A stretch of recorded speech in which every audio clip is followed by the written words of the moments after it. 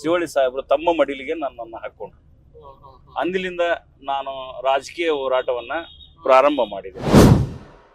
ಸಮಾಜದಲ್ಲಿ ಎಂದಿಗೂ ಕೂಡ ಯಾರಿಗೂ ಕೂಡ ನಾವು ದ್ರೋಹವನ್ನು ಬಗೆದಂಥವರಲ್ಲ. ಕೆಲವರು ತಮ್ಮ ರಾಜಕೀಯ ಬೇಳೆ ಬೇಯಿಸೋದಕ್ಕೋಸ್ಕರ ವಿಷಯ ಕೊಟ್ಟಾದ್ರೂ ಮುಂದೆ ಬಂದವರು ಉದಾಹರಣೆಗಳಿದಾವೆ. ಪಾನಿಕಟ್ಟಿಯವರು ಈ ಕ್ಷೇತ್ರದಲ್ಲಿ ಗುರುತಿಸ್ಕೊಂಡಾಗಿಲ್ಲ. ಯಾವ ವಿಷಯದಲ್ಲಿ ಜಾತ್ಯತೀತವಾಗಿ ಪಕ್ಷಾತೀತವಾಗಿ ಗುರುತಿಸ್ಕೊಂಡಿದ್ದಾರೆ. ವ್ಯಕ್ತಿತ್ವದ ಮೇಲೆ ಬಂದಿರತಕ್ಕಂಥ ನಡವಳಿಕೆಗಳ ಬಗ್ಗೆ ಮತ್ತು ಅವರ ಸಮಾಜ ಸೇವೆ ಮೇಲೆ ಗುರುತಿಸ್ತಾ ಇರುವಂತಹ ಕ್ಷೇತ್ರದ ಜನ ಕೂಡ ಬಯಸ್ತಾ ಇದ್ದಾರೆ. ಅದರಲ್ಲಿ ಪಾನಿಕಟ್ಟಿ ಅವರನ್ನ ಹೈಕಮಾಂಡ್ ಯಾವ ವಿಷಯದಲ್ಲಿ ಗುರುತಿಸಬೇಕು? ಹಲವಾರು ಜನ ಇವತ್ತು ಶಾಸಕರಾಗಿ ಹೋದ್ರು ಕೂಡ CS ಶಿವಳ್ಳಿ ಸಾಹೇಬರಷ್ಟು ಅಭಿವೃದ್ಧಿ ಕೆಲಸನ ನಮ್ಮ ತಾಲೂಕಿನಲ್ಲಿ ಯಾವ MLA ನು.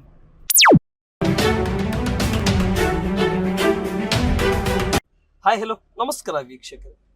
ಇಂದು ಕಿತ್ತೂರು ಕರ್ನಾಟಕ ಭಾಗದಲ್ಲಿ ನ್ಯೂಸ್ 43 ಇಂಡಿಯಾ ತಂಡ ಇನ್ ಸರ್ವೇದಿಂದ ಅನೇಕ ವಿಷಯಗಳ ಬಗ್ಗೆ ಗ್ರೌಂಡ್ ರಿಯಾಲಿಟಿ ವರ್ಕ್ ಅನ್ನು ಕೂಡ ನಡೀತಾ ಇದೆ. ಗ್ರೌಂಡ್ ವರ್ಕ್ ಕೂಡ ಮುಂಬರ್ತಾ ಇರುವಂತ ವಿಧಾನಸಭೆ ಚುನಾವಣೆಗಳನ್ನಾಗಿರ್ಲಿ, ಮತ್ತೆ 2.5 ವರ್ಷದ ರಾಜ್ಯ ಸರ್ಕಾರ, 11.5 ವರ್ಷದ ಕೇಂದ್ರ ಸರ್ಕಾರ, 1.5 ವರ್ಷದ ಬಿಜೆಪಿ JDS ಮೈತ್ರಿ ವಿಷಯದಲ್ಲಿ ಕೂಡ ನ್ಯೂಸ್ 43 ಇಂಡಿಯಾ ತಂಡ ಇನ್ ಸರ್ವೇದಿಂದ ಗ್ರೌಂಡ್ ವರ್ಕ್ ಅನ್ನು ಕೂಡ ನಡೀತಾ ಇದೆ. ಕಿತ್ತೂರು ಕರ್ನಾಟಕ ಭಾಗದಲ್ಲಿ ನ್ಯೂಸ್ 43 ಇಂಡಿಯಾ ತಂಡದಿಂದ ವಿಶೇಷ ಸಂದರ್ಶನ ಮತ್ತು ವಿಶೇಷ ಕಾರ್ಯಯಾತ್ರಾ ಸಂದರ್ಶನ ಕೂಡ ನಾವು ಹೋಗ್ತಾ ಇದ್ವಿ. ಮತ್ತು ವಿಳಂಬವಾಗಿರ್ತಕ್ಕಂಥ ತಾಲೂಕು ಪಂಚಾಯತಿ, ಜಿಲ್ಲಾ ಪಂಚಾಯತಿ ಚುನಾವಣೆಗಳನ್ನಾಗಿರ್ಲಿ, ಮುಂಬರ್ತಾ ಇರುವಂತಹ ಗ್ರಾಮ ಪಂಚಾಯತಿ ಚುನಾವಣೆಗಳನ್ನಾಗಿರ್ಲಿ, ಮತ್ತು ತಮ್ಮ ವಿಧಾನಸಭಾ ಕ್ಷೇತ್ರದಲ್ಲಿ ಗುರುತಿಸ್ಕೊಂಡು ಅನೇಕ ಸಂಘಟನೆಯಿಂದ, ಅನೇಕ ಪದಾಧಿಕಾರಿಗಳಿಂದ ಮತ್ತು ಕ್ಷೇತ್ರದಲ್ಲಿ ಮತ್ತು ತಾಲೂಕಿನ ನಿಟ್ಟಿನಲ್ಲಿ ಕೆಲಸ ಮಾಡುತ್ತಾ ಇಲ್ಲಿವರೆಗೆ ತಲುಪಿರ್ತಕ್ಕಂಥವ್ರು, ಮತ್ತೆ ಸಮಾಜ ಸೇವೆನೇ ಮತ್ತು ಜನಸೇವೆನೇ ಜನಾರ್ದನ ಸೇವೆ ಅನ್ಕೊಂಡು ಈ ಭಾಗದಲ್ಲಿ ಬಂದಿರತಕ್ಕಂಥವ್ರು, ಮತ್ತೆ ಕ್ಷೇತ್ರದಲ್ಲಿ ನಾವು ಅನ್ನೋದಕ್ಕಿಂತ ನಾವು ಭಾರತ ದೇಶದವರು, ನಾವೊಬ್ಬ ಕನ್ನಡಿಗರು, ನಾವೊಬ್ಬ ಕ್ಷೇತ್ರದ ಜಾತ್ಯತೀತ ವ್ಯಕ್ತಿ ಅನ್ಕೊಂಡ್ ಬಂದಿರತಕ್ಕಂಥವ್ರ ಜೊತೆ ಇಂದು ನ್ಯೂಸ್ 43 ಇಂಡಿಯಾ ತಂಡ ಮತ್ತೆ ಇನ್ ಸರ್ವೇದಿಂದ ಗ್ರೌಂಡ್ ವರ್ಕಿಗೆ ಹೋಗ್ತಾ ಇದ್ವಿ. ನಮ್ಮ ಜೊತೆ ಇಂದು ಕಿತ್ತೂರು ಕರ್ನಾಟಕ ಭಾಗದ ಧಾರವಾಡ ಜಿಲ್ಲೆಯ ಕುಂದಗೋಳ ವಿಧಾನಸಭಾ ಕ್ಷೇತ್ರದ ಕುಂದಗೋಳ ತಾಲೂಕಿನ ಕುಂದಗೋಳ ರಹವಾಸಿ ಆಗಿರ್ತಕ್ಕಂಥವ್ರು, ಮತ್ತೆ ಇದಕ್ಕಿಂತ ಪೂರ್ವಕವಾಗಿ ಕಾಂಗ್ರೆಸ್ ಪಕ್ಷದಲ್ಲಿ ಗುರುತಿಸಿಕೊಂಡು ಕಾಂಗ್ರೆಸ್ ಪಕ್ಷದಲ್ಲಿ ಅನೇಕ ಸ್ಥಾನಮಾನವನ್ನು ಪಡೆದುಕೊಂಡು, ಆದ್ರೆ ಲಾಬಿ ಸ್ಥಾನಮಾನ ಅಲ್ಲ, ನಿಸ್ವಾರ್ಥ ಸೇವೆಯ ಸ್ಥಾನಮಾನ ಮತ್ತು ಪಕ್ಷ ಇವರನ್ನೇ ಗುರುತಿಸಿಕೊಟ್ಟಿರ್ತಕ್ಕಂಥ ಸ್ಥಾನಮಾನದಲ್ಲಿ ಮುಂದುವರಿತಾರಂತ ಮಾನ್ಯ ಶ್ರೀ ಗಂಗಾಧರ್ ಪಾನಿಕಟ್ಟಿಯವರು ನಮ್ಮ ಜೊತೆ ಇದ್ದಾರೆ. ಪಾನಿಕಟ್ಟಿಯವರು ಅಂದ ತಕ್ಷಣ ಕ್ಷೇತ್ರದಲ್ಲಿ ಸಾಮಾನ್ಯ ಕಾರ್ಯಕರ್ತರಾಗಿ ನ್ಯಾಯಾಧೀಶರ ಮುಂದುಗಡೆ ಆಗಿರ್ಲಿ, ಮತ್ತು ತಹಸೀಲ್ದಾರ್ ಆಫೀಸ್ ಆಗಿರ್ಲಿ, ತಾಲೂಕು ಆಸ್ಪತ್ರೆಗಳನ್ನಾಗಿರ್ಲಿ, ಮತ್ತು ಸ್ಥಳೀಯ ಪೊಲೀಸ್ ಠಾಣೆಗಳಲ್ಲಾಗಿರ್ಲಿ, ಮತ್ತು ಅನೇಕ ಕೆಲಸದಲ್ಲಿ ಕೂಡ ಗುರುತಿಸ್ಕೊಂಡು ಕ್ಷೇತ್ರದಲ್ಲಿ ಚಿರಪರಿಚಿತ ಆಗಿ, ಮತ್ತು ಮುಂದಿನ ಜನ ಮೆಚ್ಚಿದರೆ, ಜನರು ಹೇಳ್ತಾ ಇದ್ದಾರೆ, ಜನ ಸುದ್ದಿಯಲ್ಲಿ ಬರ್ತಾ ಇದೆ, ನಮಗೆ ಮುಂದಿನ ಚುನಾವಣೆಗೆ ಪ್ರಬಲ ಟಿಕೆಟ್ ಸೇವಾ ಆಕಾಂಕ್ಷಿ ಆಗಿದ್ದಾರೆ. ಆದ್ರೆ ಪಾನಿಕಟ್ಟಿಯವರು ಎಲ್ಲೂ ಕೂಡ ಆಕಾಂಕ್ಷಿ ಇದೆ ಅಂತೇಳಿ ನಾವು ಕೇಳಿಲ್ಲ. ಆದ್ರೆ ಕ್ಷೇತ್ರ ಜನ ಮಾತನಾಡ್ತಾ ಇದಾರೆ. ಇವೆಲ್ಲ ವಿಷಯಗಳಿಗೆ ಎಷ್ಟು ಸತ್ಯ ಇದೆ, ಎಷ್ಟು ಸುಳ್ಳು ಇದೆ ಅನ್ನೋಂಥ ವಿಷಯಗಳನ್ನು ಅವರಿಂದ ತಿಳಿದುಕೊಂಡು, ಎಲ್ಲದಕ್ಕಿಂತ ಪೂರ್ವಕವಾಗಿ ಇವತ್ತು ಪಾನಿಕಟ್ಟಿಯವರು ನಮಗೆ ಕುಂದಗೋಳ ಪಟ್ಟಣದ ಪೊಲೀಸ್ ಠಾಣೆ ಹತ್ತಿರದಲ್ಲಿ ಕೆಲವೊಂದಿಷ್ಟು ಕ್ಷೇತ್ರ ಜನತೆಯ ಕೆಲಸ ಕಾರ್ಯ ನಿಮಿತ್ತದಿಂದ ತೊಡಗಿಸ್ಕೊಂಡಿದ್ರು. ಅಲ್ಲೇ ಅಚಾನಕ್ ಆಗಿ ಭೇಟಿಯಾಗಿರ್ತಕ್ಕಂಥ ಸಂದರ್ಭದಲ್ಲಿ, ಸರ್ ಈ ರೀತಿ ನಮ್ಮ ಟೀಮ್ ನಿಂದ ನಡೀತಾ ಇದೆ, ನೀವು ಇದಕ್ಕೆ ಕೈ ಜೋಡಿಸ್ಬೋದಾ ಸರ್, ಒಂದು ಸಂದರ್ಶನ ಕೊಡ್ಬೋದಾ ಸರ್ ಅಂದ ತಕ್ಷಣ, ಆಯ್ತ್ರಿ ಅಲ್ಲಿ ಕುಂತು ಕೊಡ್ಲಿಕ್ಕೆ ನನ್ನ ಹತ್ರ ಟೈಮ್ ಇಲ್ಲ, ಬೇಕಾದ್ರೆ ಬೈ ಟ್ರಾವೆಲಿಂಗ್ ನಾನು ಹೋಗ್ತಾ ಇದ್ದೇನೆ ಒಂದು ಕಡೆ, ಅಲ್ಲೇ ಬರ್ತಿದ್ರು, ಬಂದು ಬಿಡಿ ಅಂತಂದ್ರು. ಬನ್ನಿ ಸರ್ ಅಂತ ನಮ್ಮ ಕಾರಲ್ಲಿ ಕುದಿಸ್ಕೊಂಡಿದ್ವಿ, ಹಿಂದಗಡೆ ಅವ್ರ ಕಾರ್ ಕೂಡ ಬರ್ತಾ ಇದೆ. ಬನ್ನಿ ವೀಕ್ಷಕರೇ, ಇವೆಲ್ಲ ಲೆಕ್ಕಾಚಾರಿನಲ್ಲಿ 2028ಕ್ಕೆ ಇವರ ಯೋಚನೆ ದಾರಿಗಳನ್ನ ಏನು, ವಿಧಾನಸಭೆ ಚುನಾವಣೆ ಕನಸಿಟ್ಕೊಂಡು ಮುಂದೆ ಸೇವೆ ಮಾಡ್ತಾ ಇದಾರ, ಅಥವಾ ಸೇವೆ ಮಾಡೋದೇ ನನ್ನ ಕರ್ತವ್ಯ ಅನ್ಕೊಂಡು ಸೇವೆ ಮಾಡ್ತಾ ಇದಾರ, ಅಥವಾ ಶಿವಳ್ಳಿಯವರ ಮಾರ್ಗದರ್ಶನದ ಮೇಲೆ ಇವರು ಯಾವ ರೀತಿ ಮುಂದೆ ಬಂದ್ರು ಅನ್ನುವಂತ ಪೂರ್ಣ ಅವಧಿಯ ಪೂರ್ಣ ಲೆಕ್ಕಾಚಾರವನ್ನು ಇವ್ರ ಜೊತೆ ತಿಳಿದುಕೊಂಡು ಈ ಸಂದರ್ಶನ ಜೊತೆ ಪ್ರಾರಂಭ ಮಾಡಿಕೊಳ್ಳೋಣ. ನಮಸ್ಕಾರ ಗಂಗಾಧರ್ ಪಾನಿಕಟ್ಟಿ ಅವರೇ. ನಮಸ್ಕಾರ ಸರ್. ಚೆನ್ನಾಗಿದ್ದೀರಾ ಸರ್? ಚೆನ್ನಾಗಿದ್ದೀನಿ ಸರ್. ಆರೋಗ್ಯ ಹೇಗಿದೆ? ಚೆನ್ನಾಗಿದೆ ಸರ್.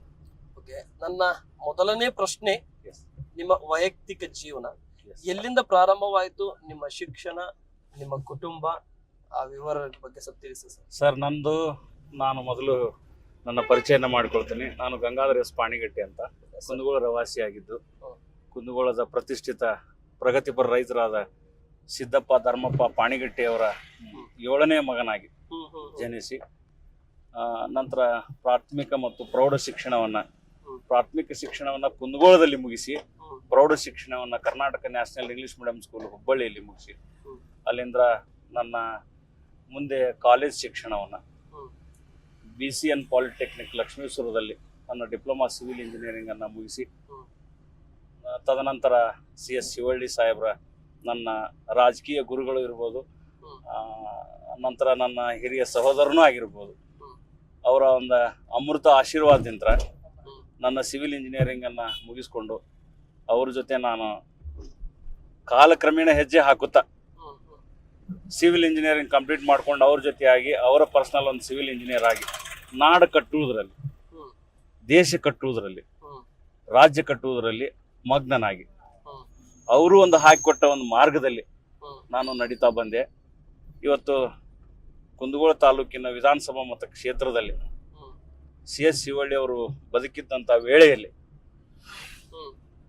ಒಂದು ವಿಧಾನಸಭಾ ಮತಕ್ಷೇತ್ರಕ್ಕೆ ಯಾವ ಅನುದಾನವನ್ನು ತರಬೇಕು, ಯಾವ ಕೆಲಸ ಕಾರ್ಯಗಳನ್ನು ಮಾಡಬೇಕು, ರೋಡ್ ಆಗಿರ್ಬೋದು, ಲೈಟ್ ಆಗಿರ್ಬೋದು, ನೀರಾಗಿರ್ಬೋದು, ಭವನಗಳಾಗಿರ್ಬೋದು, ಎಲ್ಲ ಜಾತಿ ಜನಾಂಗದವರಿಗೂ ಕೂಡ ಸರ್ವರನ್ನು ಸಮಪಾಲಾಗಿ ಸರ್ವರಿಗೂ ಸಮನಾದ ಅಧಿಕಾರವನ್ನು ಕೊಟ್ಟು ಮುನ್ನಡೆಸ್ಕೊಂಡು ಬಂದಂಥ ನಮ್ಮ CS ಶಿವಳ್ಳಿ ಅವರು, ಅವರ ಒಂದು ಮಾರ್ಗದರ್ಶನದಿಂದ ನಾವು ಮುಂದುವರೆದುಕೊಂಡು ಬಂದ್ವಿ. ನಂತರ ನಮಗೆ CS ಶಿವಳ್ಳಿ ಸಾಹೇಬರು ಮರಣಾನಂತರ ನಮ್ಮದೇ ಆದಂಥ, ನಾನು ಕೂಡ ಒಬ್ಬ ಸಿವಿಲ್ ಇಂಜಿನಿಯರ್ ಆಗಿ ಕ್ಲಾಸ್ 1 ಗೌರ್ಮೆಂಟ್ ಕಾಂಟ್ರಾಕ್ಟರ್ ಆಗಿ builders and developers RD construction ಕಂಪನಿಯ ಮಾಲೀಕನಾಗಿ ನಮ್ಮದೇ ಆದಂಥ ಕೆಲಸ ಕಾರ್ಯಗಳನ್ನು ಮಾಡ್ತಾ ಹೋಗುವಾಗ ಮುಂದೆ ಅನುಕಂಪದ ಆಧಾರದ ಮೇಲೆ ಕುಸುಮಾವತಿ ಶಿವಳ್ಳಿ ಅವರು ಶಾಸಕರಾಗಿ ಚುನಾಯಿತ ಅಭ್ಯರ್ಥಿ ಆದ ನಂತರ ಒಳ್ಳೆಯವರು ಕೆಲಸ ಕಾರ್ಯ ಮಾಡುವಂಥವ್ರು ಮನೆಯಲ್ಲಿ ಕೂತ್ರೆ ಹಾಗಂದಿದ್ದಕ್ಕೆ ಮತ್ತೆ ನಾನು ಸಕ್ರಿಯವಾಗಿ ರಾಜಕಾರಣಕ್ಕೆ ಪಾಲ್ಗೊಂಡೆ. ಫಸ್ಟ್ ಮೊದಲು ನನಗೆ ಕುಂದಗೋಳ ತಾಲೂಕು ಕಿಸಾನ್ ಕಾಂಗ್ರೆಸ್ ಅಧ್ಯಕ್ಷನನ್ನಾಗಿ ಮಾಡಿದಂಥ ಕುಟುಂಬ ಯಾವುದಾದ್ರೂ ಇದ್ರೆ ಅದು CS ಶಿವಳ್ಳಿ ಅವ್ರ ಕುಟುಂಬ. ಮುತ್ತಣ್ಣ ಶಿವಳ್ಳಿ ಅವರು ಜಿಲ್ಲಾ ಅಧ್ಯಕ್ಷರಾಗಿ, ನಾವು ತಾಲೂಕು ಅಧ್ಯಕ್ಷರಾಗಿ, ಇವತ್ತು BJP ಸರ್ಕಾರ ಕರ್ನಾಟಕ ರಾಜ್ಯದಲ್ಲಿ ಇರುವಾಗ ಸಾಕಷ್ಟು ಹೋರಾಟಗಳನ್ನು ಮಾಡುವುದರ ಮೂಲಕ ಕುಂದಗೋಳಕ್ಕೆ ಬೇಕಾಗುವಂಥ ಎಲ್ಲ ಮೂಲ ಸೌಕರ್ಯಗಳನ್ನು ಮತ್ತು ಅಭಿವೃದ್ಧಿ ಕಾರ್ಯಗಳನ್ನು ಮಾಡುತ್ತಾ ಈವರೆಗೂ ಬಂದು ನಾವು ತಲುಪಿದ್ದೇವೆ ಸರ್. ಮುಂದೆ ಸಾರ್ವಜನಿಕರ ವಲಯದಲ್ಲಿ ಇವತ್ತು 24x7 ಫೋನ್ ಚಾಲೂ ಇರುತ್ತೆ.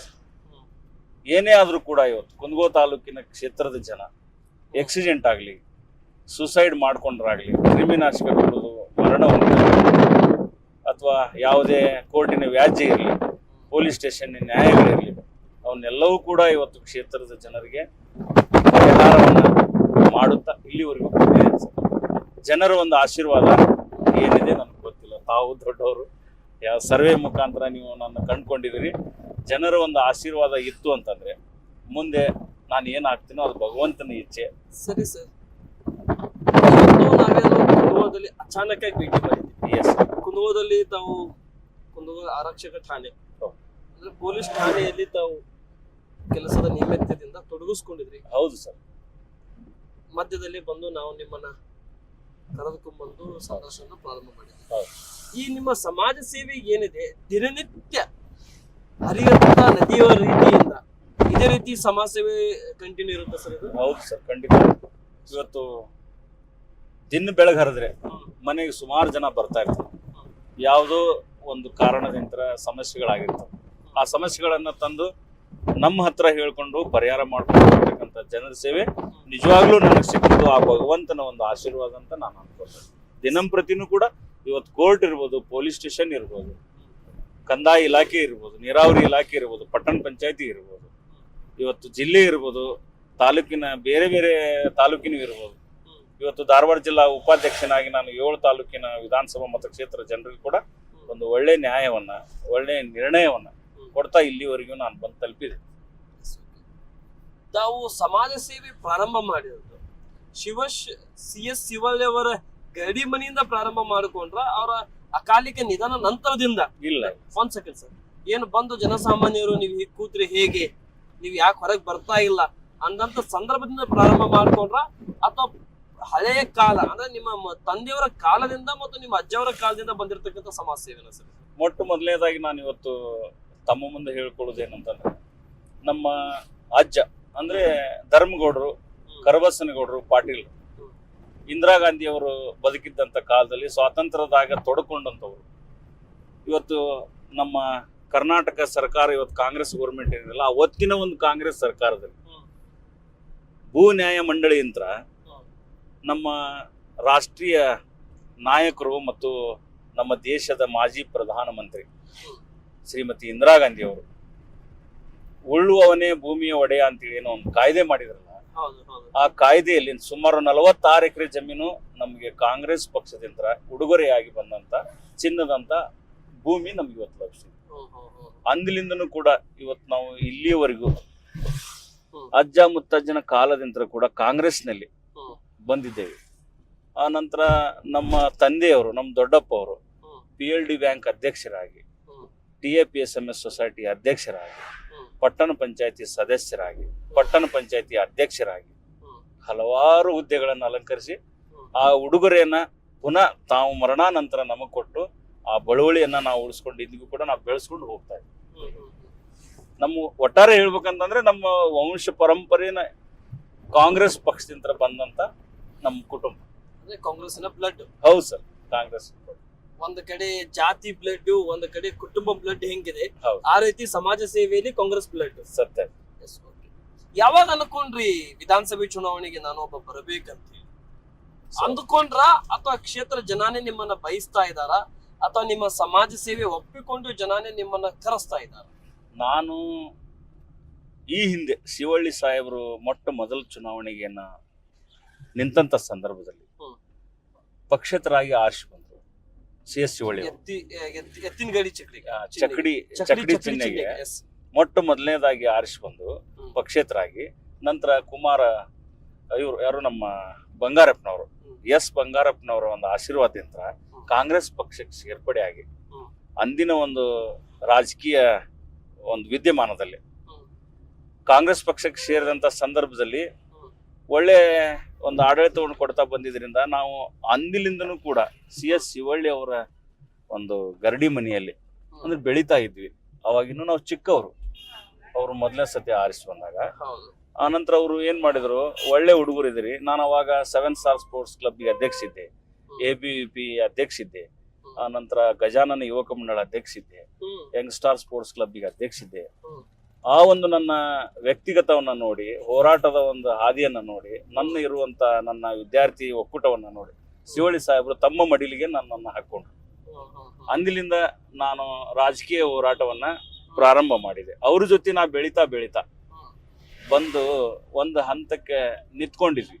ನಂತರ ನಮ್ಮ CS ಶಿವಳ್ಳಿ ಸಾಹೇಬ್ರು ಏನು ಮರಣ ಹೊಂದಿದ್ರಲ್ಲ, ಅಲ್ಲಿಂದ ಕ್ಷೇತ್ರದ ಜನ, ಸಾರ್ ನೀವು CS ಶಿವಳ್ಳಿ ಅವ್ರ ಜೊತೆ ಬೆರ್ತಂತವ್ರು, ಬಡವರ ಕಣ್ಣೀರನ್ನ ಒರೆಸದಂತವ್ರು, ಈ ಕುಂದಗೋಳ ತಾಲೂಕಿನ ವಿಧಾನಸಭಾ ಮತ್ತು ಕ್ಷೇತ್ರದ ಕಟ್ಟ ಕಡೆಯ ಹಳ್ಳಿಗೂ ಕೂಡ ತಾವು ಪ್ರವಾಸ ಮಾಡಿದವರು, ಈ ತಾಲೂಕಿನ ನಾರಿ ಮಿಡಿತವನ್ನ ಬಲ್ಲವರು, ನೀವು ಯಾಕೆ MLA ಆಗ್ಬಾರ್ದು, ಯಾಕೆ ನೀವು ಶಾಸಕರಾಗಿ ಆಗ್ಬಾರ್ದು, ನಿಮ್ಮಲ್ಲಿ ಏನು ಅರ್ಹತೆ ಕಮ್ಮಿ ಇದೆ, ಯಾರೇ ಬಂದರೂ ಕೂಡ ಇವತ್ತು ಮನೆಯವರೆಗೂ ತತ್ಕ್ಷಣ ಪರಿಹಾರ ನೀಡುವಂತ ವ್ಯಕ್ತಿ ಯಾರಾದ್ರೂ ಇದ್ರೆ CS ಶಿವಳ್ಳಿ ಅವ್ರ ಮರಣಾನಂತರ ತಾವು ಅಂತೇಳಿ ನಾವು ಗುರುತಿಸ್ಕೊಳ್ತೇವೆ, ನೀವ್ ಯಾಕೆ ಮುಂದೆ ಬರ್ತಾ ಇಲ್ಲ ಅಂತ ಒತ್ತಾಯ ಮಾಡಿದಾಗ ನೋಡೋಣಪ್ಪ, ನಮ್ಮಲ್ಲಿ ಇನ್ನೂ ಅಣ್ತಮ್ಗಳು ಮಂದಿ ಇದಾರೆ ಶಿವಳ್ಳಿ ಕುಟುಂಬದಲ್ಲಿ. ಇನ್ನು ಮುತ್ತಣ್ಣ ಇದಾರ, ಸಣ್ಮುಖಣ್ಣ ಇದಾರ, ಅಮರ್ ಶಿವ ಇದಾರ, ಅಡಿಯಪ್ಪಣ್ಣ ಇದಾರ. ಅವ್ರನ್ನೆಲ್ಲ ದಾಟಿ ಹೋಗುವಂತ ಶಕ್ತಿ ನಮ್ಮಲ್ಲಿಲ್ಲ. ಬಟ್ ಅವ್ರೇನಾದ್ರು ಇವತ್ತು ಗಂಗಾಧರ ಪಾಣಿಗಟ್ಟಿ MLA ಆಗ್ಬೇಕು, ಅವನಲ್ಲಿ ಆ ಅರ್ಹತೆ ಈಗ ಬಂದಿದೆ ಅಂತೇಳಿ ಅವ್ರು ಏನಾದ್ರು ಮನ್ಸು ಮಾಡಿದ್ರೆ ನಾನು ಆಗ್ಬೋದು. ಬಟ್ ಅವ್ರನ್ನ ತುಳಿದು ಆಗುವಂತ ಶಕ್ತಿ ನನಗಿಲ್ಲ, ನಾನು ಒಲ್ಲೆ. ಯಾಕಂದ್ರೆ ನಮ್ಮ ಸಮಾಜದಲ್ಲಿ ಎಂದಿಗೂ ಕೂಡ ಯಾರಿಗೂ ಕೂಡ ನಾವು ದ್ರೋಹವನ್ನು ಬಗೆದಂಥವ್ರಲ್ಲ. ಕೆಲವರು ತಮ್ಮ ರಾಜಕೀಯ ಬೇಳೆ ಬೇಯಿಸೋದಕ್ಕೋಸ್ಕರ ವಿಷಯ ಕೊಟ್ಟಾದ್ರೂ ಮುಂದೆ ಬಂದವರು ಉದಾಹರಣೆಗಳಿದಾವೆ. ಹೊಡೆದಾಟ ಬಡದಾಟ ಮಾಡಿ ಆದ್ರೂ ಕೂಡ ಮುಂದೆ ಬಂದಂತವ್ರು ಅವರು ನಂತರ ಬಂದವರು ಕೂಡ ನಾವು ನೋಡಿದೀವಿ ಸಾಕಷ್ಟು ನಿದರ್ಶನ. ನಮ್ಮಲ್ಲಿ ಆ ಒಂದು ವಿದ್ಯಮಾನಗಳು ನಡೆಯುವುದಿಲ್ಲ, ನಾನು ನಡೆಯಕ್ ಕೊಡುದೂ ಇಲ್ಲ, ನನಗದ್ರ ಅವಶ್ಯಕತೆನೂ ಇಲ್ಲ. ಸೊ ನಾವೆಲ್ಲ ಒಂದೇ ಕುಟುಂಬದವರಾಗಿದ್ದು, ಒಂದೇ ಮನತೆಂದವರಾಗಿದ್ದೀವಿ. ಇವತ್ತು ಆದ್ರೆ ಅವ್ರು ಆಗ್ಬೇಕು MLA, ಆದ್ರೆ ನಾವು ಆಗ್ಬೇಕು. ಇದು ನನ್ನ ಮುಂದಿನ ಒಂದು ಗುರಿ ಸರ್. ಯಾವುದೇ ತರದ ದ್ವೇಷದ ಭಾವನೆ ಇಟ್ಕೊಂಡು, ದ್ವೇಷದ ಉದ್ದೇಶವನ್ನು ಇಟ್ಕೊಂಡು ನಾನು ಮುಂದಿನ ಚುನಾವಣೆಗೆ MLA ಆಗ್ಬೇಕಂತಕ್ಕಂಥ ಭಾವನೆ ನನ್ನಲ್ಲಿ ಇಲ್ಲ. ಸೊ ವ್ಯಕ್ತಿ ಯಾವಾಗಲೂ ವ್ಯಕ್ತಿನೇ ಪ್ರೀತಿಸ್ಬೇಕು, ಮನುಷ್ಯ ಯಾವಾಗಲೂ ಮನುಷ್ಯನನ್ನೇ ಪ್ರೀತಿಸ್ಬೇಕು. ಮೃಗವನ್ನಂತರೂ ಪ್ರೀತಿಸಕ್ ಆಗಲ್ಲ, ಅಸಾಧ್ಯ, ಆಗೋದೂ ಇಲ್ಲ ಸರ್.